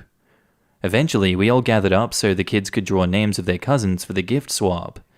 They finished that up, and the husband's brother, who we'll just call Timmy, says, "And Uncle Husband will buy all the kids a gift too." Cue my husband and I giving him looks of, "Da F?" and "F you." We laughed and said, "Oh no, we'll just be bringing the candy again this year." His brother then started in that we should buy all of the children gifts since we have none, and that it wasn't very Christian of us to not bless the children with our good fortune. My husband at this point pulled him aside into the kitchen and told him that he wasn't buying all of the cousins' gifts, and if he wanted to, he was welcome to. They started to argue, and Timmy yelled that we shouldn't come to Christmas anymore. I handed over the baby, we left, and we said that we'd email about it later on when they'd calmed down enough to talk like adults. I'd just like someone else's viewpoint. My husband is really upset, and his parents are agreeing with Timmy that we should be giving more gifts since we have no one to buy them for but kids now. He threw the fact that we get no gifts from anyone at them, and they said that we were adults now, and Christmas is for kids. He pointed out that they gifted Timmy and his wife things still, but they said that we'd already bought it, might as well. But I have been shopping with his mother, and she bought gifts for Timmy's wife Candy, again, this year already. I am frustrated, and I feel like no one is handling any of this well, and I want to step in and help my husband, but I want someone else to look at this mess before I do anything other than listen and offer suggestions of using, well, I feel X when you do X, to his parents. Now in the comments, so you're supposed to buy gifts for 15 kids since you don't have any, and you get kicked out of Christmas if you don't. Sounds like it's time to start a new tradition that doesn't involve insane relatives. Maybe a cruise. Cruises are nice. This is the craziest part to me. Just no semblance of logic. I have 2 kids, so I buy presents for my 2 kids. You have no kids? Well, you have to buy presents for 15 kids. How the F do you arrive at that conclusion? I guess they have a debt to society for not adding more humans to the planet. Or they assume they're taking all the sperm and eggs they're not using to make babies with and selling them on their Amazon store? Did you know they sell kazoos in bulk on Amazon for under $6?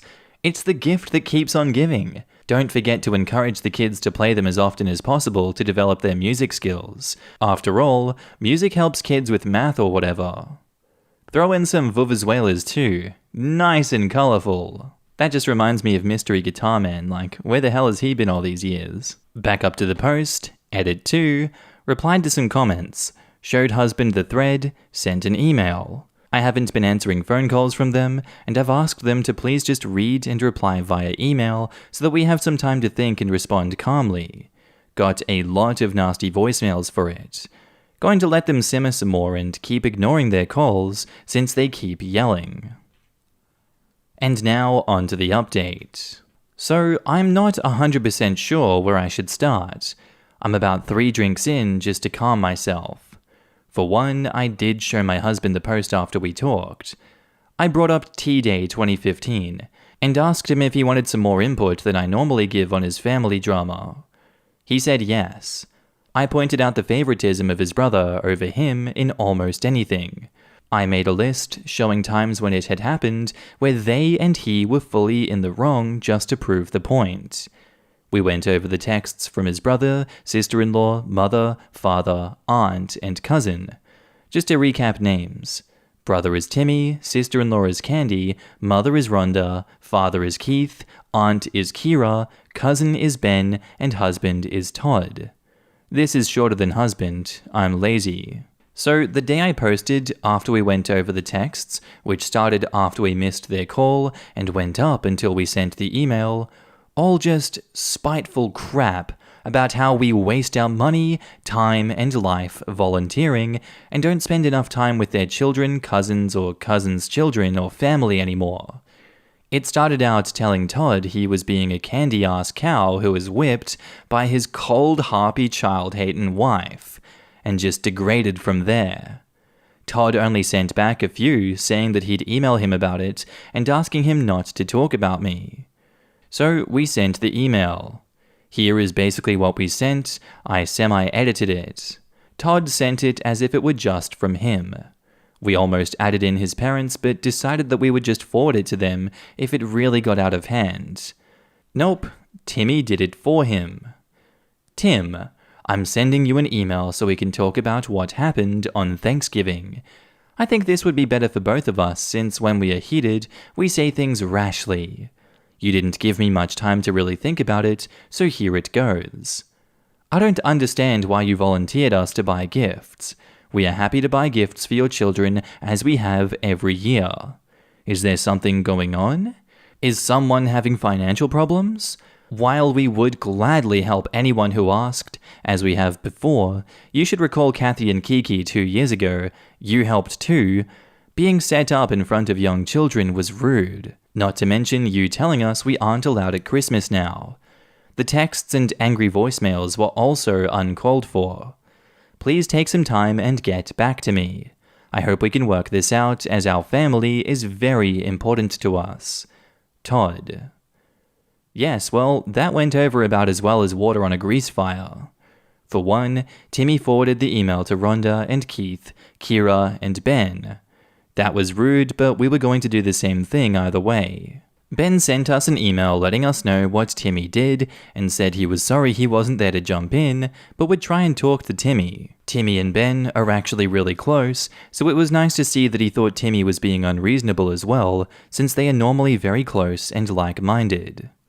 I'm not going to put his email here, I'm just going to highlight what he said and then tell you what Keith and Rhonda said in their email/visit.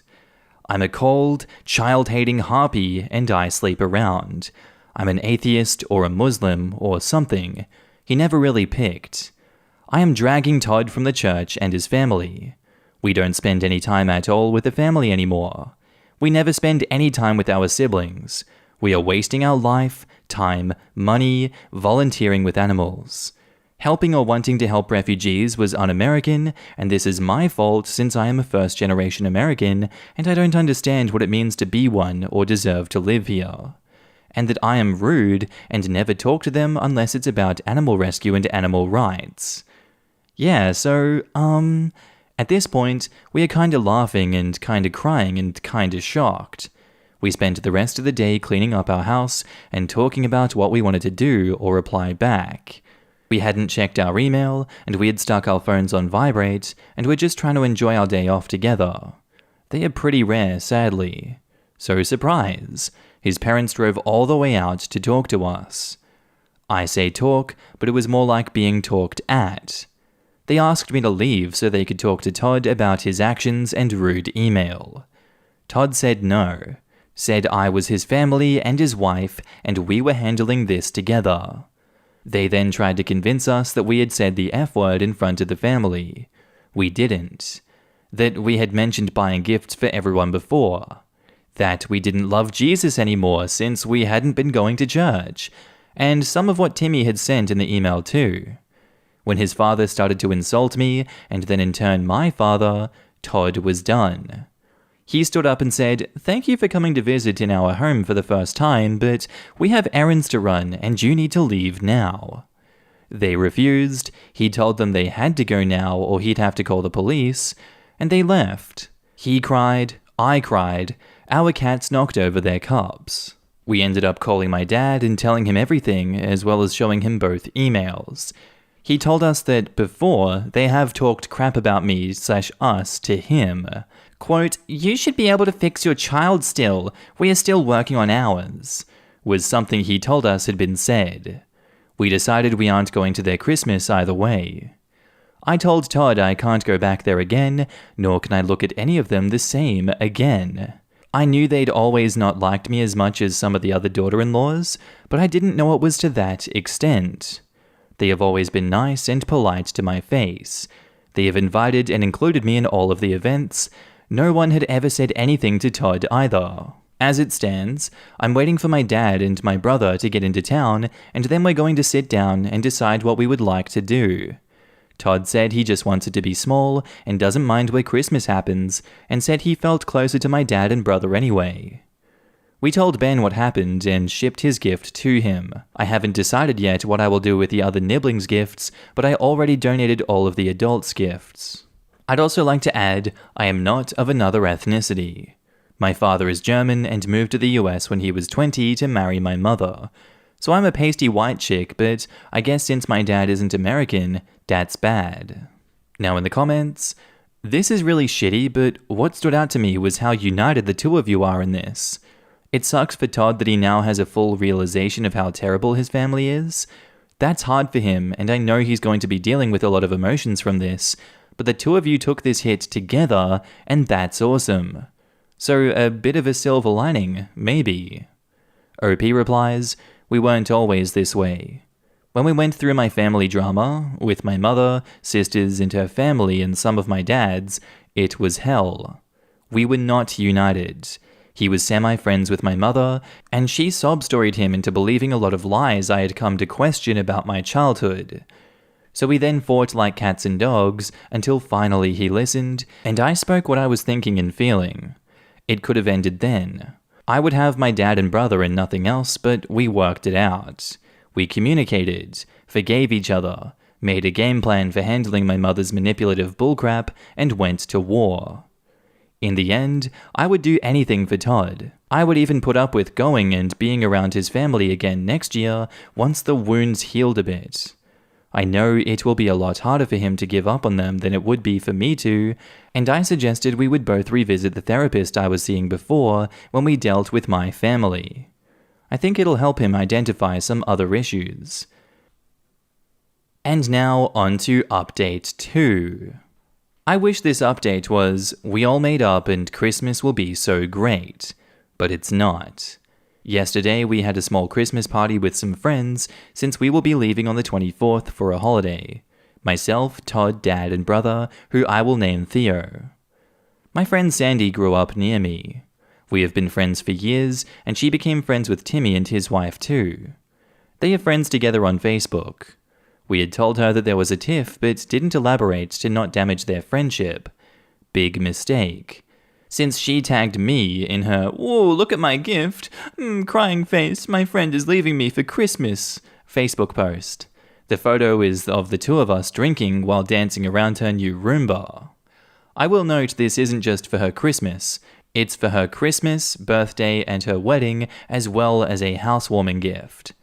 Her and her soon-to-be husband Bill just bought a new townhouse near us. I normally wouldn't buy something that expensive just for Christmas. So Timmy saw the post. Not only did he take offense to us drinking, none of them drink or are against drinking, he really flipped his lid about her getting a Roomba. He lost his crap in the comments and then showed up at our apartment. I was in the shower when Timmy showed up. I heard someone knocking on the door, which had to be pretty loud to hear it all the way in the MB shower. I finished the shower around midway through Todd and Tim fighting. Todd said he was beating the door down, he opened the door and refused to let Tim in any further than the hallway. Tim was yelling at him about the gift, about his lack of church going, about us going out of town, demanding his kids' gifts. I donated them, whoops. And asking where we got off buying such a pricey gift for someone who isn't related and being selfish assholes about gifting the other children. So, around this point, I come out of the shower after putting on PJs, and it's nearly 1 a.m. now. I came out to see Timmy. I'm kinda shocked. Todd tells Tim that it's late and we can talk about this when we get back from holiday with the pastor. He pushes Todd. Todd falls back into the wall, putting a dent into it. This woke up my dad and Theo. I moved in front of Todd since Tim was pulling back to hit him. He hit me, knocking me down on top of Todd. Dad and Theo restrained him. Our next-door neighbor was woken up and called 911. Cops showed up, separated all of us. We told them what had happened, didn't tell them about the other problems, as we shortened it up to there had been a Christmas disagreement. They also called an ambulance, since Todd cut his arm on a dish that broke, and my face was quickly turning purple. The EMS who showed up know Todd, and were very upset about him and I being hurt. The cops asked if we wanted to press charges. I started to say no, but Todd said yes. So Tim was arrested, and we went to the ER since Todd needed some stitches. Our phones have been blowing up ever since. I turned mine off after I told Sandy she needed to not let Tim and Candy see any posts about us since they are pissed at us. She said okay. I went through and unfriended and grouped anyone who was also friends with any in-law family into a restricted group so they can't see anything we're up to again. I hope. Rhonda and Keith have been blowing up Todd's phone. He has only answered them in texts with what happened, that we would not drop charges or pay his bail, and to stop contacting us at all. Between the last update and this one, we had talked to some of the other family members, and they all said they disagreed with Timmy. His grandparents said they did too, but they couldn't host the Christmas and couldn't stop him from uninviting us. They said they would talk to him, and we were like, okay, cool, maybe next year we can be friends again. That isn't the case anymore at all. There is no coming back from this. We'll be filing a restraining order when we get home. Todd is talking about us moving out of our home state. Dad and Theo think this is a good idea. Dad is annoyed that I wouldn't let him hit Tim, so he's sulking a bit, but I think it's more that he's upset that we have lost another family, basically. So yeah, I get to enjoy my trip with a black eye/cheek, Todd has a 4-inch gash on his arm, Dad is sulking, and Theo is happy since he's smoking pot, so A+ Christmas. I don't know if my wife is cheating on me or if I'm just paranoid. It started with our sex life. We used to have sex about twice a week, but for the past 6 months we do it twice a month at most, and I'm the one that's been instigating it. I didn't think much of it because she was fired from her job 8 months ago and has been staying home since, so I thought maybe she's just depressed or not in the mood. But a month ago, my coworker called me and asked why I didn't tell him that I bought an M3. I was confused, and he explained that he saw a green M3 parked in our drive. I asked my wife about it, and she said that it was her sister, so I completely forgot about it. But on Friday, I called my wife on my lunch break and she was out of breath, like she was in the middle of working out, and that's what she told me. But during the call, I heard like some kind of slapping noises. I thought maybe she was working out during our call. We have a mini gym at our house, so it's not unusual. But in the evening, I met up with a buddy of mine for a beer and complained about our sex life. I also told him about this strange call, and he said, "Bro, some guy was pounding your wife when you called." And after thinking about it, it makes perfect sense. But I don't know if I'm just paranoid or if there really is something to it. I also don't know how to prove it if she was, which I doubt she is, but I can't get these thoughts out of my head. Before someone suggests a camera, we have one in our drive, but I didn't save it when my coworker called about the M3, so I can't verify who it was. But I checked the recording for when I called her, and there wasn't a car parked in our drive, just her car. Wait, You think she took your call while having sex with someone else and didn't even stop? Is she that psycho? That seems really unlikely. Edit, I'm getting a lot of feedback that this is common apparently. Oh well. OP says, that's exactly what it sounded like. Her working out explains the heavy breathing, but the slapping noise sounded like doggy, to be perfectly honest. I can't find another explanation for those sounds. Except that would mean that she knowingly took a call from you while she was having sex, doggy style. Even leaving aside how mind-bogglingly stupid that would be, did her phone just happen to be within arm's reach? And OP says, she always has her phone. She's basically glued to it, so yes, it would be. Don't you think that if she was cheating, she would just not pick up the call, rather than actively effing someone else while talking to you? To be honest, yes, you seem paranoid. And OP says, well no, she picked up every single one of my lunch calls from the past 6 years, so her not even picking up or texting me why she can't would be extremely weird, especially since she's not working. Could you explain why you've said that you have a remote house, yet your coworker just happened to see this M3 in your drive? What was your coworker doing at your remote house about a month ago? And OP says, you can see the drive from the country road. The closest neighbor is a mile down the road. That's what makes it remote. What he was doing on the road, I have no clue.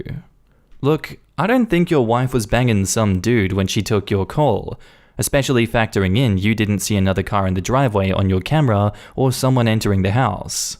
Why couldn't you just check the camera the day of the M3 and see it yourself? If you couldn't find it in the camera, your coworker probably screwed up his sighting. Anyway, I think you need more research than we have sex less frequently than to assume cheating. Your other examples are quite a reach, you do seem paranoid. But you should still talk to her about your paranoia and why you feel the way you do. Sounds like you need to use some vacation time and go home at lunchtime. And back to the post, mini update. The M3 wasn't her sister's. I messaged her sister asking if she was driving an M3, and she wasn't. She had an X5 on loan from the dealership, so I know my wife lied about who she was with. And now to the actual update. So I thought I'd update everyone on this whole cheating situation. Thanks to some suggestion, I bought a camera for the back door. I called my wife like I usually do during my lunch break yesterday, and I heard the exact same thing. Her breathing heavily and weird slapping noises in the background. So when I got home, I checked the cameras, and no one apart from her was home, and my wife hasn't left. So when I got back from work, I had a serious talk with her. I told her basically everything. How I thought she was cheating because of her recent change in behavior, her lying about the car, and those weird noises. I also told her I bought a new camera to check. We talked for a few hours and everything was cleared up. The noises were her masturbating. She said she wasn't honest about it because she felt awkward that she enjoyed doing it while on call with me. As for her lying about the car, she didn't. It was her sister. But her sister lied to me about what car she was driving. I guess she hates me enough to F with me. She also discussed our decline in sex life and her taking better care of herself, and ordering more lingerie despite not having sex. She told me she was simply bored, not just with the sex with me, but also with life. She apologized that she made me think she was cheating. We agreed to try and spice things up sex-wise. We also agreed to take a 2-week holiday next month so we can go traveling together like we used to in hopes of rebuilding the spark between us. So thanks to everyone that left great suggestions and all the supportive comments and messages. This is probably not the juicy, dramatic update that everyone was expecting, but I'm extremely glad that it's not. I couldn't imagine losing my wife. I love how he casually mentions the sister-in-law hates him enough to lie about what car she drives, like that's just completely normal.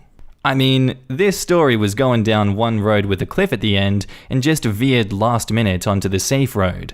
I need something to be mad about too, and the sister-in-law hits that itch. Did not expect that ending, but I'm glad that it turned out alright. No, his friend is going to have to hear that it wasn't some dude pounding his bud's wife, but herself going to town. Only the stupidest woman would cheat on a man in her own home with a Ring camera on the front door. I don't care if he comes in the back door. Those cameras pick up everything. You can hear indoor conversations on ours. It has such a wide-angle view that it takes in the view of 4 houses across the street from me. Anyone trying to sneak into my house would have to come from like 3 blocks away in some kind of weird 65-degree angle with a tree involved. So how do you know the sister was lying? Did the sister admit it to you? Or are you going based on what your wife said? You bought a camera for the back door, so the front door was not recorded?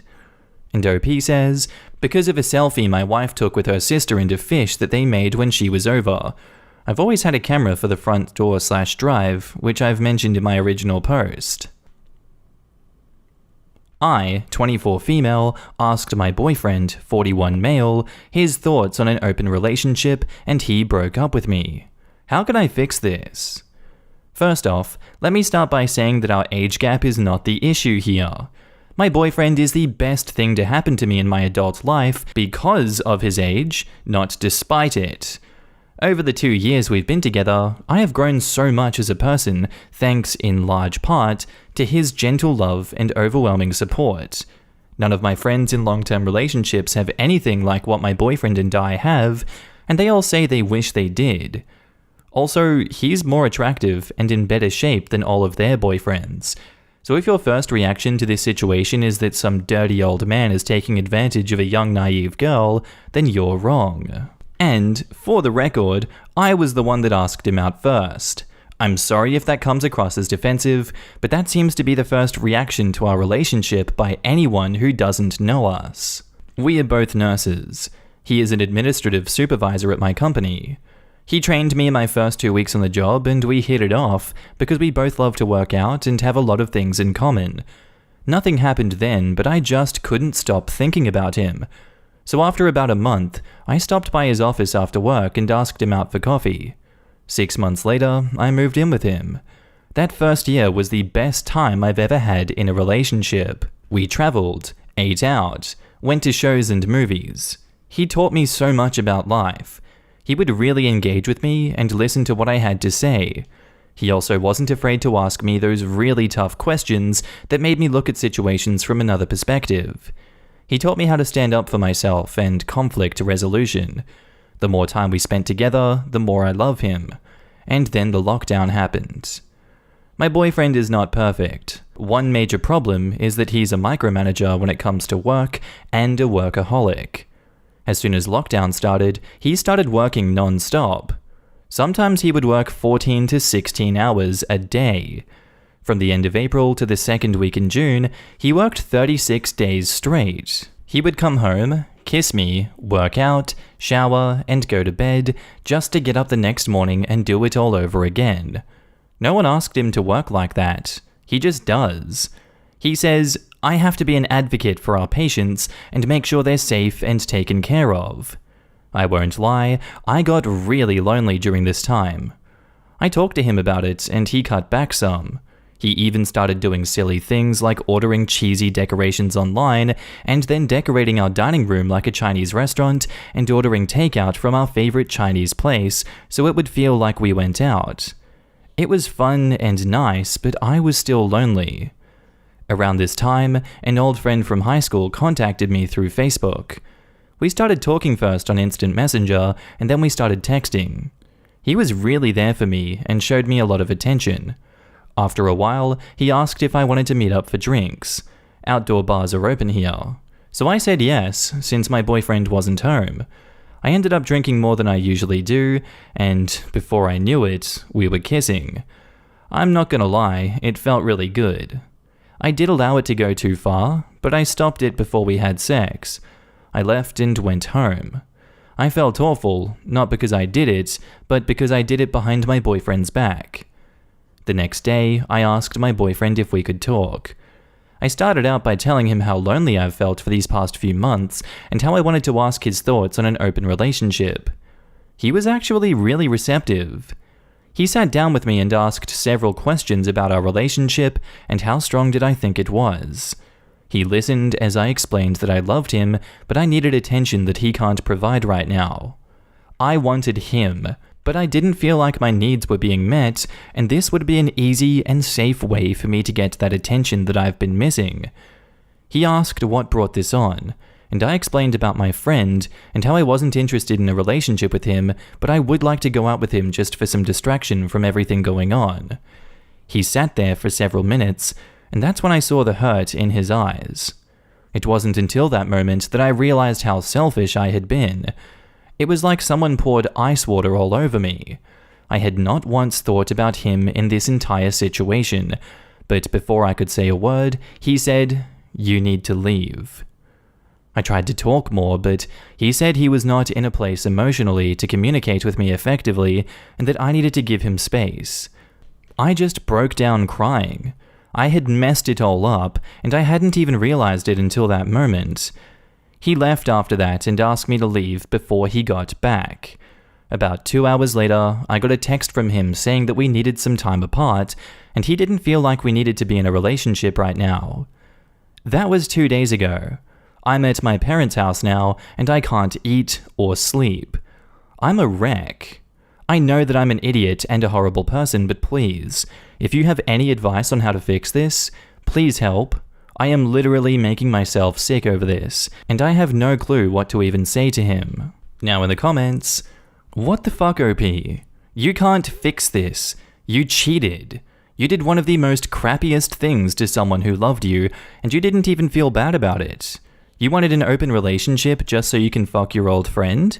You didn't even consider your boyfriend. How selfish can you be? OP, use this time to grow, to figure out what you want, to figure out how to change and to be a better person, and find someone who can give you what you need out of a relationship.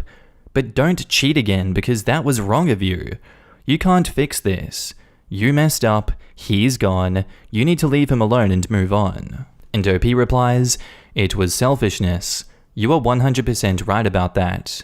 But I swear I didn't realize it. I was so caught up in my own feelings that I lost all sense of empathy. He still talks to me though. He answers any questions that I ask. Is that not at least a small sign that our relationship can be fixed? Quite frankly, I don't think you deserve him. Not now. You need to grow up and work on yourself before you get into another relationship. You need to tell him you cheated, and you need to just not be selfish for a damn minute and realize he can and will do better. He deserves someone who didn't cheat on him. You need to work on yourself before you get into another relationship. If he has an ounce of self-respect, there is nothing left of that relationship. You, and I mean you alone, ruined it with that skank move. Let him move on, cut contact and grow up. He deserves better, way better than you. And yes, you'll tell him you cheated because you owe him. This is actually related to the age difference, not for the difference in years, but for the difference in maturity level. You had a wonderful relationship with an equally wonderful man, but you were not able to be an adult when things got tough, so you cheated because he didn't give you enough attention? That's the stupidest excuse for cheating I've ever heard. Basically, as long as things were going your way, you were happy. But as soon as things got a little tough, you cheated. He was working, not out partying with friends or sitting on a computer playing games all day ignoring you. Working during the pandemic to provide you stability and a warm, loving home. And instead of acting like an adult in a mature, loving relationship and supporting him, you cheated. And not only that, you state, "I felt awful, not because I did it, but because I did it behind my boyfriend's back." Your guilt should lie in the fact that you even considered it, and then followed through with it. You were too immature and self-centered to even understand the real problem. Yeah, you screwed up, majorly, and you are an immature idiot. He deserves better than you. Learn from this, try to really look at this and figure out why you are so self-centered and to understand exactly what it means to commit yourself to one person, one relationship. But for goodness sake, leave him alone. He's seen you for what and who you actually are. Move on. OP replies, "This is actually very helpful. You're right. I need to figure out what allowed me to block any consideration for my boyfriend out of my mind when it came to talking to my friend. I thought that there was nothing wrong with my actions. I didn't even see it as cheating. I have really messed up here." So, you cheated and didn't tell him. So you brought up the prospect of an open relationship so you can sleep with your friend and have it be okay, but still keeping what happened a secret. And then he found out that you were thinking of an open relationship just so you can bang your friend, and he got mad. Only part that makes sense is him getting mad. You screwed up long before that part though. And OP replies, "In that moment with my friend, I swear I didn't see it as cheating. I really did think that what I was doing was right until I saw the look in my boyfriend's eyes and realized I hadn't thought about my boyfriend or his feelings once the entire time that I had been talking to my friend. I'm disgusted with myself. Is there any way to approach this with my boyfriend to help him forgive me?" Look at how the paragraph starts. You never thought about him until you saw you hurt him. You are not relationship material until you develop empathy. Now you are free to go seek all the attention you want. With his longer life experience, he knows you are too flawed to continue a relationship with. He's probably kicking himself for letting someone so immature into his life. Some people say you were evil. Not so. You were lonely, and your boyfriend's response to COVID was to become a workaholic. So he sort of checked out of the relationship first. How you handled the situation with going out with that friend and kissing him was the problem. It does look like your boyfriend was trying with decorating the place like a Chinese restaurant. You should have gone to your boyfriend before cheating on him and then confessed afterwards. Communication is the key here. I hope he takes you back, but if not, I hope you learned something. Good luck. And OP says, "Thank you for your kind words. I really do understand that I messed up big time. I just wonder if I should try to talk to him more or give him space. I want to try to talk to him more. I want to beg him to forgive me. But a lot of people here say to give him space and to not contact him. I really don't know how to answer this." And then that person gives OP advice, to which OP replies, "Thank you for your kind words. You were so right. I really do need to work on myself, and you have given me so much to think about here. Thank you again. One thing that I didn't say in the original post, because I didn't know if it was relevant, is that actually he's a widower. That's why he's single at 41. He was married for 10 years, and then his wife passed away 3 years ago." And they say to OP, "People like you scare the crap out of me. To cheat on a widowed man and think nothing of it? He's suffered the utmost betrayal by life already, and then you insult that by being deceitful and whimsically disregarding his entire existence, while you get drunk and make out with another man, and basically shitting in his heart at the same time, while he's out being a goddamn superhero. And then the nerve to ask for his blessing to do that as often as you feel like, with impunity. What the fuck?" And now, on to the update. So it's been over a week, and some people ask for an update, so here goes. He called out last Tuesday and said that he wanted to talk. I was both scared and over the moon because I took the advice so many people here gave me to give him some space. We hadn't talked since the Saturday before, and I missed him like mad. He says he wants to meet at my parents' house, and I agreed, although I thought that was a little weird. When he pulled into the driveway, he sent me a text asking me to come outside. I went out to meet him, and he was standing out in front of his car. I immediately saw that he had somebody in the car with him, and I just broke down. I knew what was coming, and I didn't want to face it. He was so kind. He comforted me and helped me up on the porch where we both sat on the steps. I can't quote what was said, so this is paraphrased. He loved me, but my actions proved to him that we were in two different places in our lives, and he wasn't going to hold me back anymore.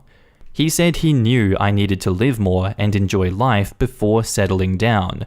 He apologized for holding me back for so long and thanked me for his best 2 years since his wife had died. I wanted to lay down on the ground and die right there. I just sobbed. It's all I could do. My dad finally came out and helped me back into the house. My dad then went back out to the car and talked to my boyfriend. They talked for a while. I don't really remember how long because I was near hysterical at that point. My mum gave me something to help me relax, and when my father came back in, he whispered something to my mum, and she helped me upstairs to my room. I laid there for a while until I heard someone pull into the driveway. I looked out and saw that a moving truck had backed in. He had all of my belongings at our place, packed up and delivered to my parents' house. That's when I really lost all control of myself. I was crying so hard, I didn't feel like I was in control of my own body anymore. My mum ended up sleeping in my room with me all night. In the past 3 days, I have been out of bed probably less than 10 times, and that was just to go to use the bathroom. I'm lost, and worse than that, I lost him. But I was finally able to eat today, so I figured I would give you all a look at the end of my world. So yes, Reddit, you were right. And he left me. You were right that I'm a horrible person and I deserved this, but it still hurts really bad. And now in the comments, even for a 41-year-old, that's a very level-headed thing to say. He could have been all kinds of hurtful, but this is actually the reality, and he made the cut final and quick and did not drag it out. And while it might hurt right now, someday you'll look back at it with good memories. I wish you all the best. To a fault, if you ask me. He took the blame on himself, which he shouldn't have. He didn't have to be hurtful, but lying about it is just going to make her feel justified in cheating. I hope you grow up, OP. I don't know you. Maybe your life has been smooth sailing so far. Maybe you didn't need much self-reflection, but you might gain some now. Try and practice empathy from now on, and be a little bit more thoughtful. Good luck. Thank you. She seems like she was raised to believe that she was special, which explains her mother sleeping and cuddling with her all night while she was crying. She needs a healthy dose of reality away from this coddled upbringing. This reads like you were feeling very sorry for yourself and not seeing how much you were hurting your ex. Sad to read. I hope you get yourself together soon and realize what you did instead of thinking of yourself as a victim and having your parents take care of you. Actions have consequences, and it would suit you if you faced those. And I just read the comment from you in the first thread. My biggest fear in all of this is that I leave him alone and he realizes he's happier without me. He is happier without you, because you only have your own happiness in mind, but loving someone is wanting them to be happy no matter what. If that's without you, wish them luck and let them go. You cannot make this man happy because you only want to be with him for your own gain, not to make him happy. I'm sorry, but this was the consequence to your actions. I felt it in my soul when he said he was the one holding you back, as if he was the one who caused this. God, that hurt to read. I hope you realize you were unable to stop yourself from cheating and you hurt him by not even thinking of it as cheating. This was on you. He even made an active effort to reduce his hours in order to spend time with you. I hope he can recover from the pain that you've caused him, and I hope to God that you've learned from this. A few people said it in the last post, but you have to work on yourself before even thinking about getting with someone else. Very important. Lol, the issue isn't the age gap? Immediately demonstrates immense gap in maturity and stage of life, while acting criminally naive and dense when older boyfriend does not for one moment put up with her BS. Yup, surprised it was the I'm young and immature version instead of he's older and controlling and only loves my hot bod. So she pursued replacement daddy boss and then cheated and tried to frame it as let's have sex with extra people. Nope. The way she describes their relationship and how much he takes care of her and all the things he taught her, I was like, you're describing a father you have sex with, not a boyfriend. Ew. A recently widowed replacement dad who was clearly on a rebound. My boyfriend is mad that I won't pay for gas. Advice? My dad died suddenly and left me everything he has. Essentially, cars in the double digits, a modest house, and a lot of money that he had saved. I was not aware growing up that he had made this money. He didn't buy the house or collectible cars until after I went to uni. Prior to my dad's passing, my fiancé, 23 male, would ask me to pay for things equally, and I always viewed that as fair. However, since then, my fiancé and his family have asked for more money without any equal contribution. I'm adding that they are by no means poor. My future mother-in-law has more Birkin bags than I can count, yet she asked me to pay for her to get her new windows and redo the entryway because family is family, and then berated me when I said no. My boyfriend recently demanded that he come and get me despite me offering to drive to him in my electric vehicle, but when he did, he demanded I pay for his time and petrol. My family got involved again, calling me names, and said I abandoned him with no way home. I want to know if there is any advice you can give me about being stern with boundaries in regards to what my father left me and what I can do to salvage this situation. I do love him deeply, but it bothers me that he thinks I owe him for his time or that he deserves any of the things my father left me.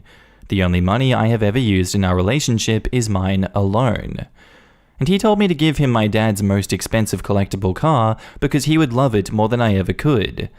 I just want advice on how to handle this. It's my first relationship.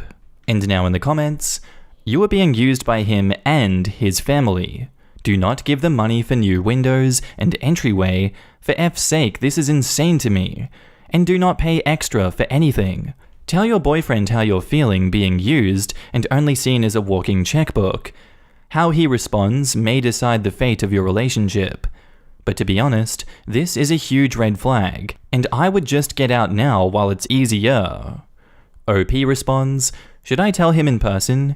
He says he prefers tough conversations over text, but I might need to see how he responds in person. I don't know if that's me jumping a boundary for my own comfort or what. Definitely in person. This is one of those kinds of situations where you're going to want to see faces and get knee-jerk responses. Texting allows him to plan what he says, possibly with his family, to find a way to get you to cave. OP responds, thank you for the advice. I will do this. I've decided that I'll pay for his petrol to get home since he's still in my city, and that'll give me the opportunity to talk to him about this. Why though? If he feels that he is spending too much money on gas commuting to you, then that's a conversation the two of you have about making the travel more equal. The answer isn't for you to pay for his gas. And OP says, my equal offer for traveling was me driving the electric car to and from since it is loads cheaper. He didn't take the option. I'm only giving him petrol money to get back to his apartment so he isn't stranded here. He won't get extra money for the amount that it took driving here / his time. Him and his parents are American, so I don't know how long it would take to even get petrol money to him if he doesn't actually have money. I'd also only be filling it up enough for him to get home.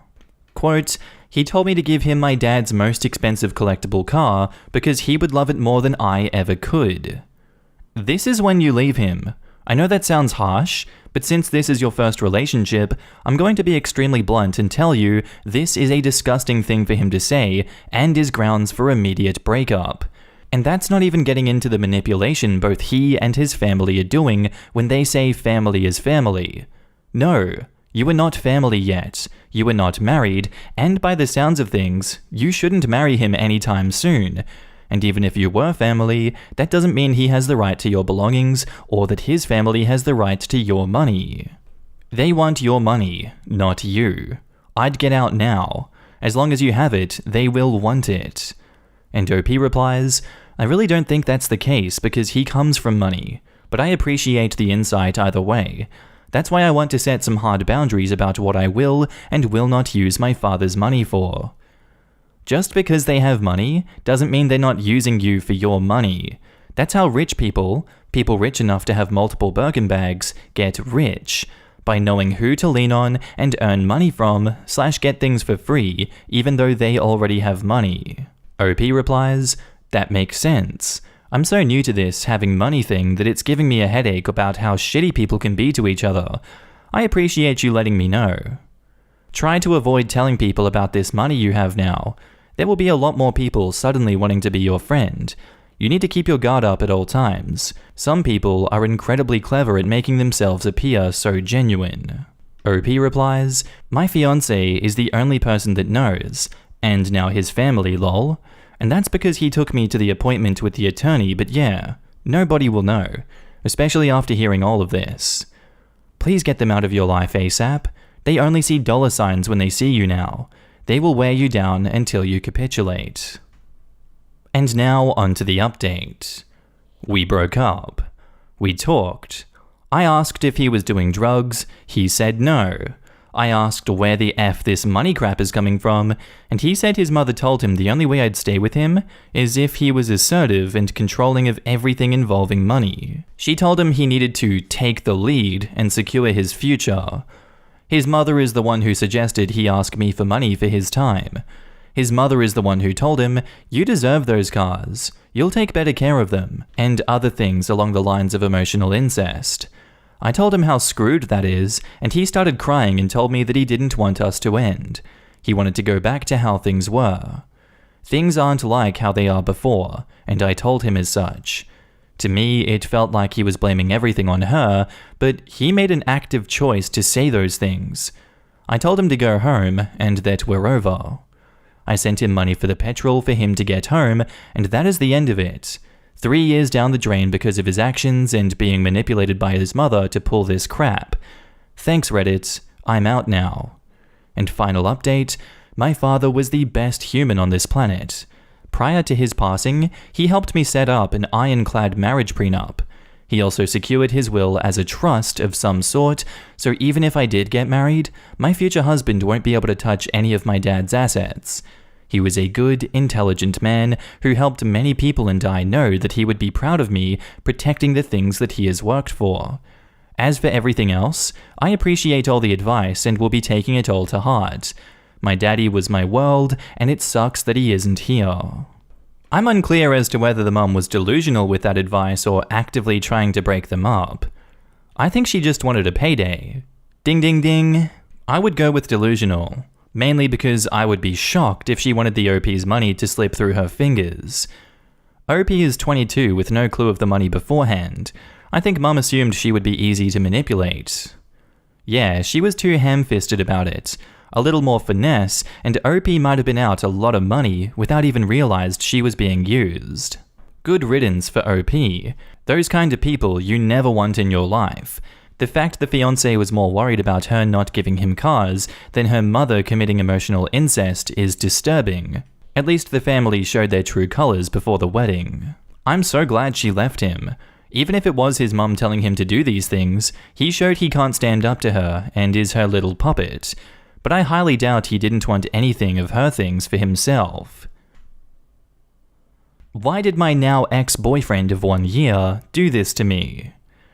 2 months ago, my boyfriend, 23 male, went to Aruba with a friend of his that I never liked, and he said he was just relaxing there and wanted me to leave him alone on his trip, which kinda hurt my feelings because other trips he's gone on, he's told me what he did every day and even called me. I, 18 female, brushed it off and tried to forget about it, and I noticed he was going to a lot of bars and clubs on Snapchat maps, and I asked him about it, and he told me to stop talking to him or he was going to block me. He would lie to me that he was going to bed, and then I'd look at Snap Maps 2 hours later and he was active at a bar. It really hurts, and it still does. He got back from Aruba, and I went to his house and I looked on his phone. I don't know his password as he changed it, and I saw in his notifications that he got a Tinder match. I confronted him, and he said that he just got it for fun when he was drunk in Aruba, and he wouldn't show me what was on there because he didn't remember. I'm not dumb. I know he was probably being disgusting. I tried to forgive him, but I couldn't. A week later, I figured out what his Snapchat password was, as I was just thinking and it hit me, and it worked. I saw he added so many girls on Snapchat, and I clicked one of the profiles, and it was a frickin' pimp. She sent him all of these profiles of her escorts and their prices for the services. I felt sick to my stomach and heartbroken. I think what's hurt the most is he still denies it to this day, and he was willing to pay $200 for a prostitute that could have had STDs. The pimp clarified that the girls had never been tested. He wouldn't pay more than $30 for a Christmas gift for me, and he stopped taking me on dates because it was too expensive. Our dates were never more than $70.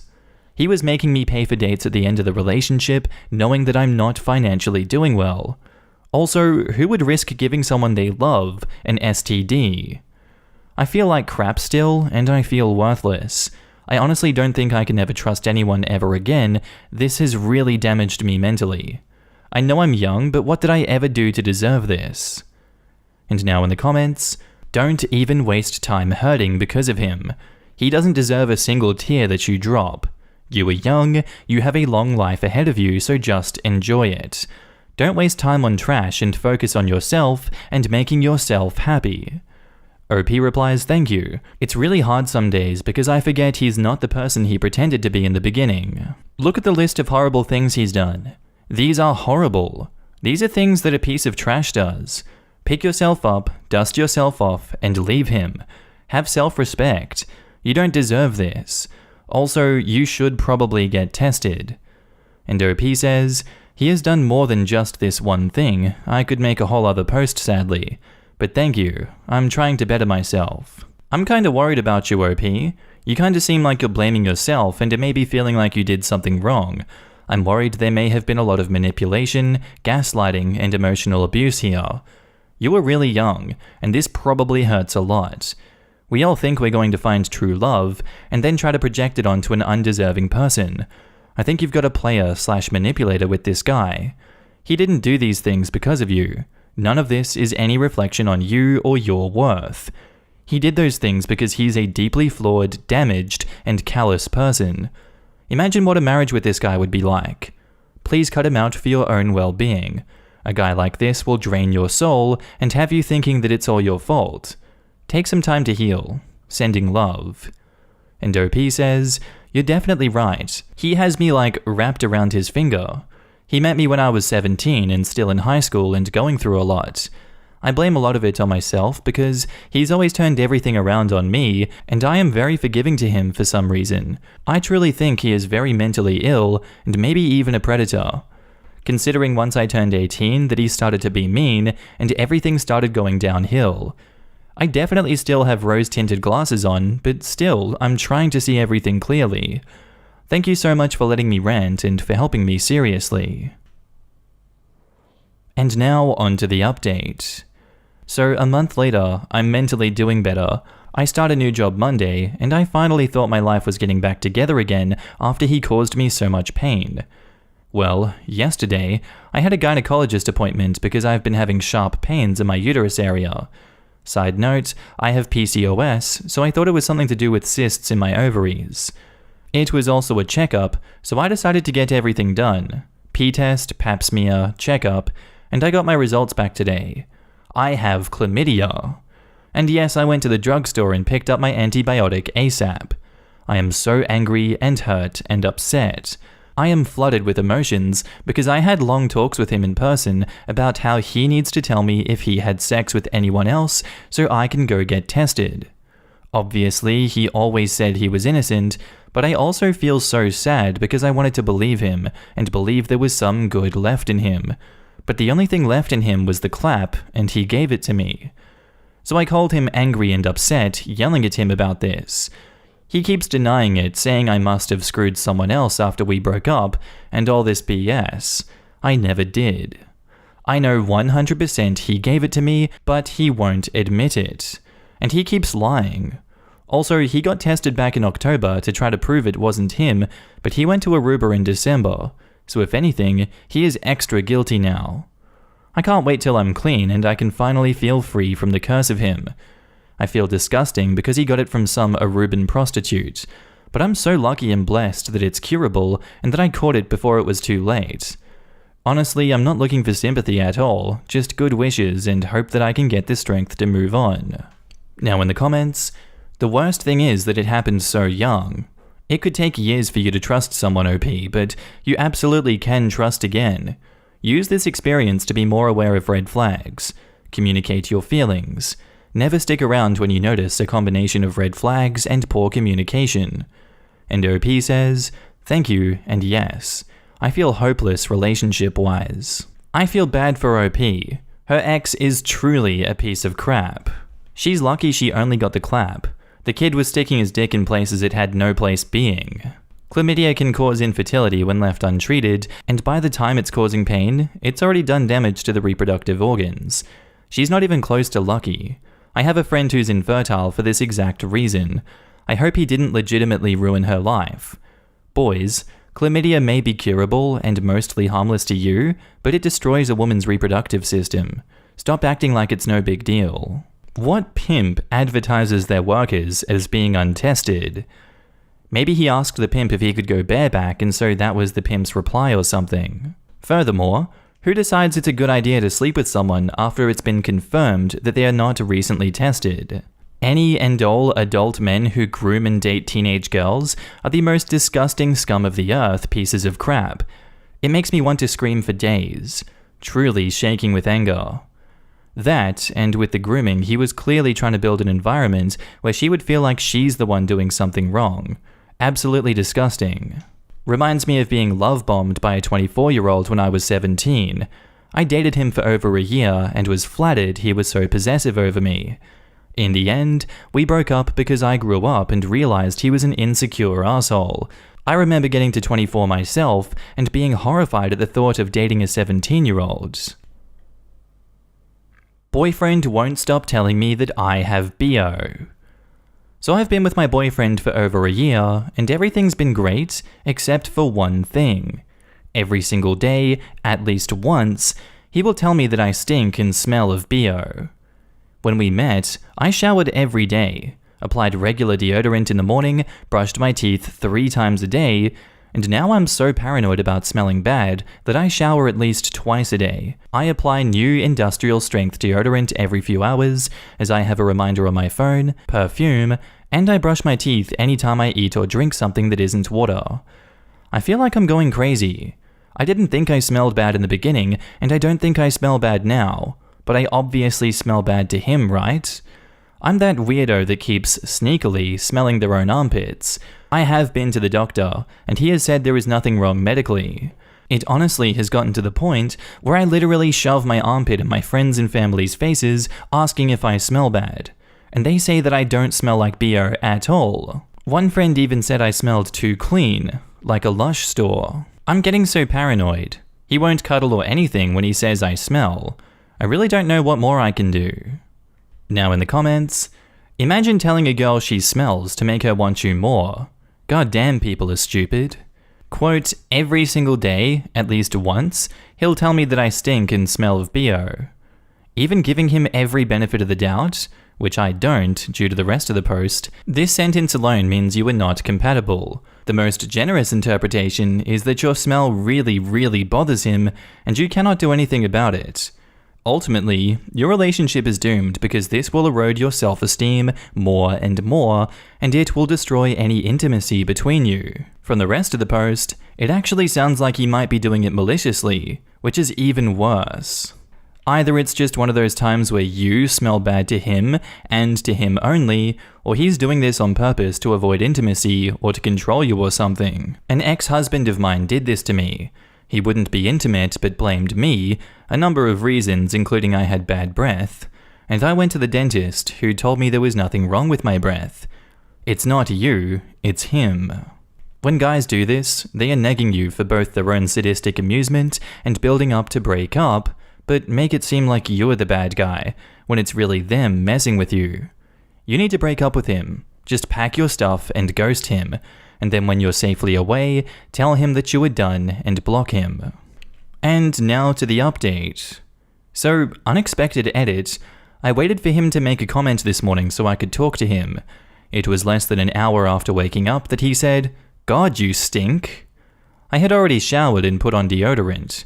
I snapped and asked what exactly he was smelling, because at this point, I'm one of the cleanest people on the planet, and if I smell bad to him, then we should just break up. He got all panicked and upset, and I eventually got out of him that this is what his father always said to his mother. Apparently his father told him that this was a surefire technique to have a woman never leave you because she will feel too low to cheat, will only love you, and will always be clean. Needless to say, his father is wrong. He's packing his things and moving out of my house today. Holy crap, that update. His father basically groomed him to be an emotional abuser. So glad you ended that. Hopefully he learns from this. I couldn't believe the edit. What the actual hell? Poor girl. I'm so glad that she left him. But holy crap, what a great edit. She not only called him out perfectly, but she saw past his excuse and moved the fuck on. Imagine him thinking that his attempts to manipulate her to settle for him would end well. OP upgraded for sure by dumping him. Imagine telling a girl she smells to make her want you more. Fuck, people are stupid. And OP says, yeah, I feel really stupid for staying as long as I did. You were not stupid. He was obviously raised by a shitty sexist dude who read Art of the Game one too many times. You aren't in the wrong for trying to make something work with someone you're committed to, and you left his ass despite him spending your whole relationship trying to subtly break you down. You're dope and not stupid. Just make sure your next relationship is with someone better. Your edit shows how utterly pathetic and manipulative he is. How disgusting of him. He drove you insane and caused you emotional distress and didn't even bat an eyelash. Him and his father are pieces of shit. Get rid of him and tell his sorry ass to go get therapy and stop being such an emotionally abusive trash can. Yuck. Go take care of yourself, love, and breathe. And OP says, thank you so much. I'm so sorry this happened to you, and I hope way better things come your way. I wish you the best. I can't healthily bond with my partner, and my insecurity eats at me. Should I work on myself? Nah. Let me tell her she stinks. It's deeper than that, even. He observes his father saying this to his mother for years. This is a learned behavior. He needs to sort out this learned behavior and also deal with his insecurity. This is the same type of person who will shriek incoherently about feminism is the only reason that they can't get a girlfriend. Dude is probably still single and wondering why women keep dumping him. Hopefully his mother dumped the father and Senior and Junior can live together eating beans out of the can and scratching their balls in front of the TV. Can you just imagine his next potential date asking, so why did your last girlfriend break up with you then? I would pay to see this. You know he lies and is like, oh, she was a psycho, she cheated, she didn't bathe, and blah blah. It's never his fault. Yuck. Mind games like that make me feel a bit sick. There isn't any one technique to stop someone leaving you, but if there was, then it sure as hell wouldn't be telling them they smell. I mean, what the hell? Mind games, tests, gaslighting, etc. all need to be left behind and forgotten. They aren't healthy for relationships, and I doubt that any relationship that succeeds despite them is going to be healthy as a result. According to OP, everything else about the relationship was going great. I guess the ex-boyfriend didn't consider that maybe it was the fact that kept OP around the whole time, rather than thinking she smelled bad. Literally, all he needed to do was not listen to some bullcrap his dad said that was blatantly untrue and shitty, and they would have been fine. The silver lining is that he at least ousted himself for being awful with that behavior. Hopefully OP takes some time for herself to build her confidence back up, and then perhaps finds someone who doesn't think it's perfectly fine to mess with her mind for a year.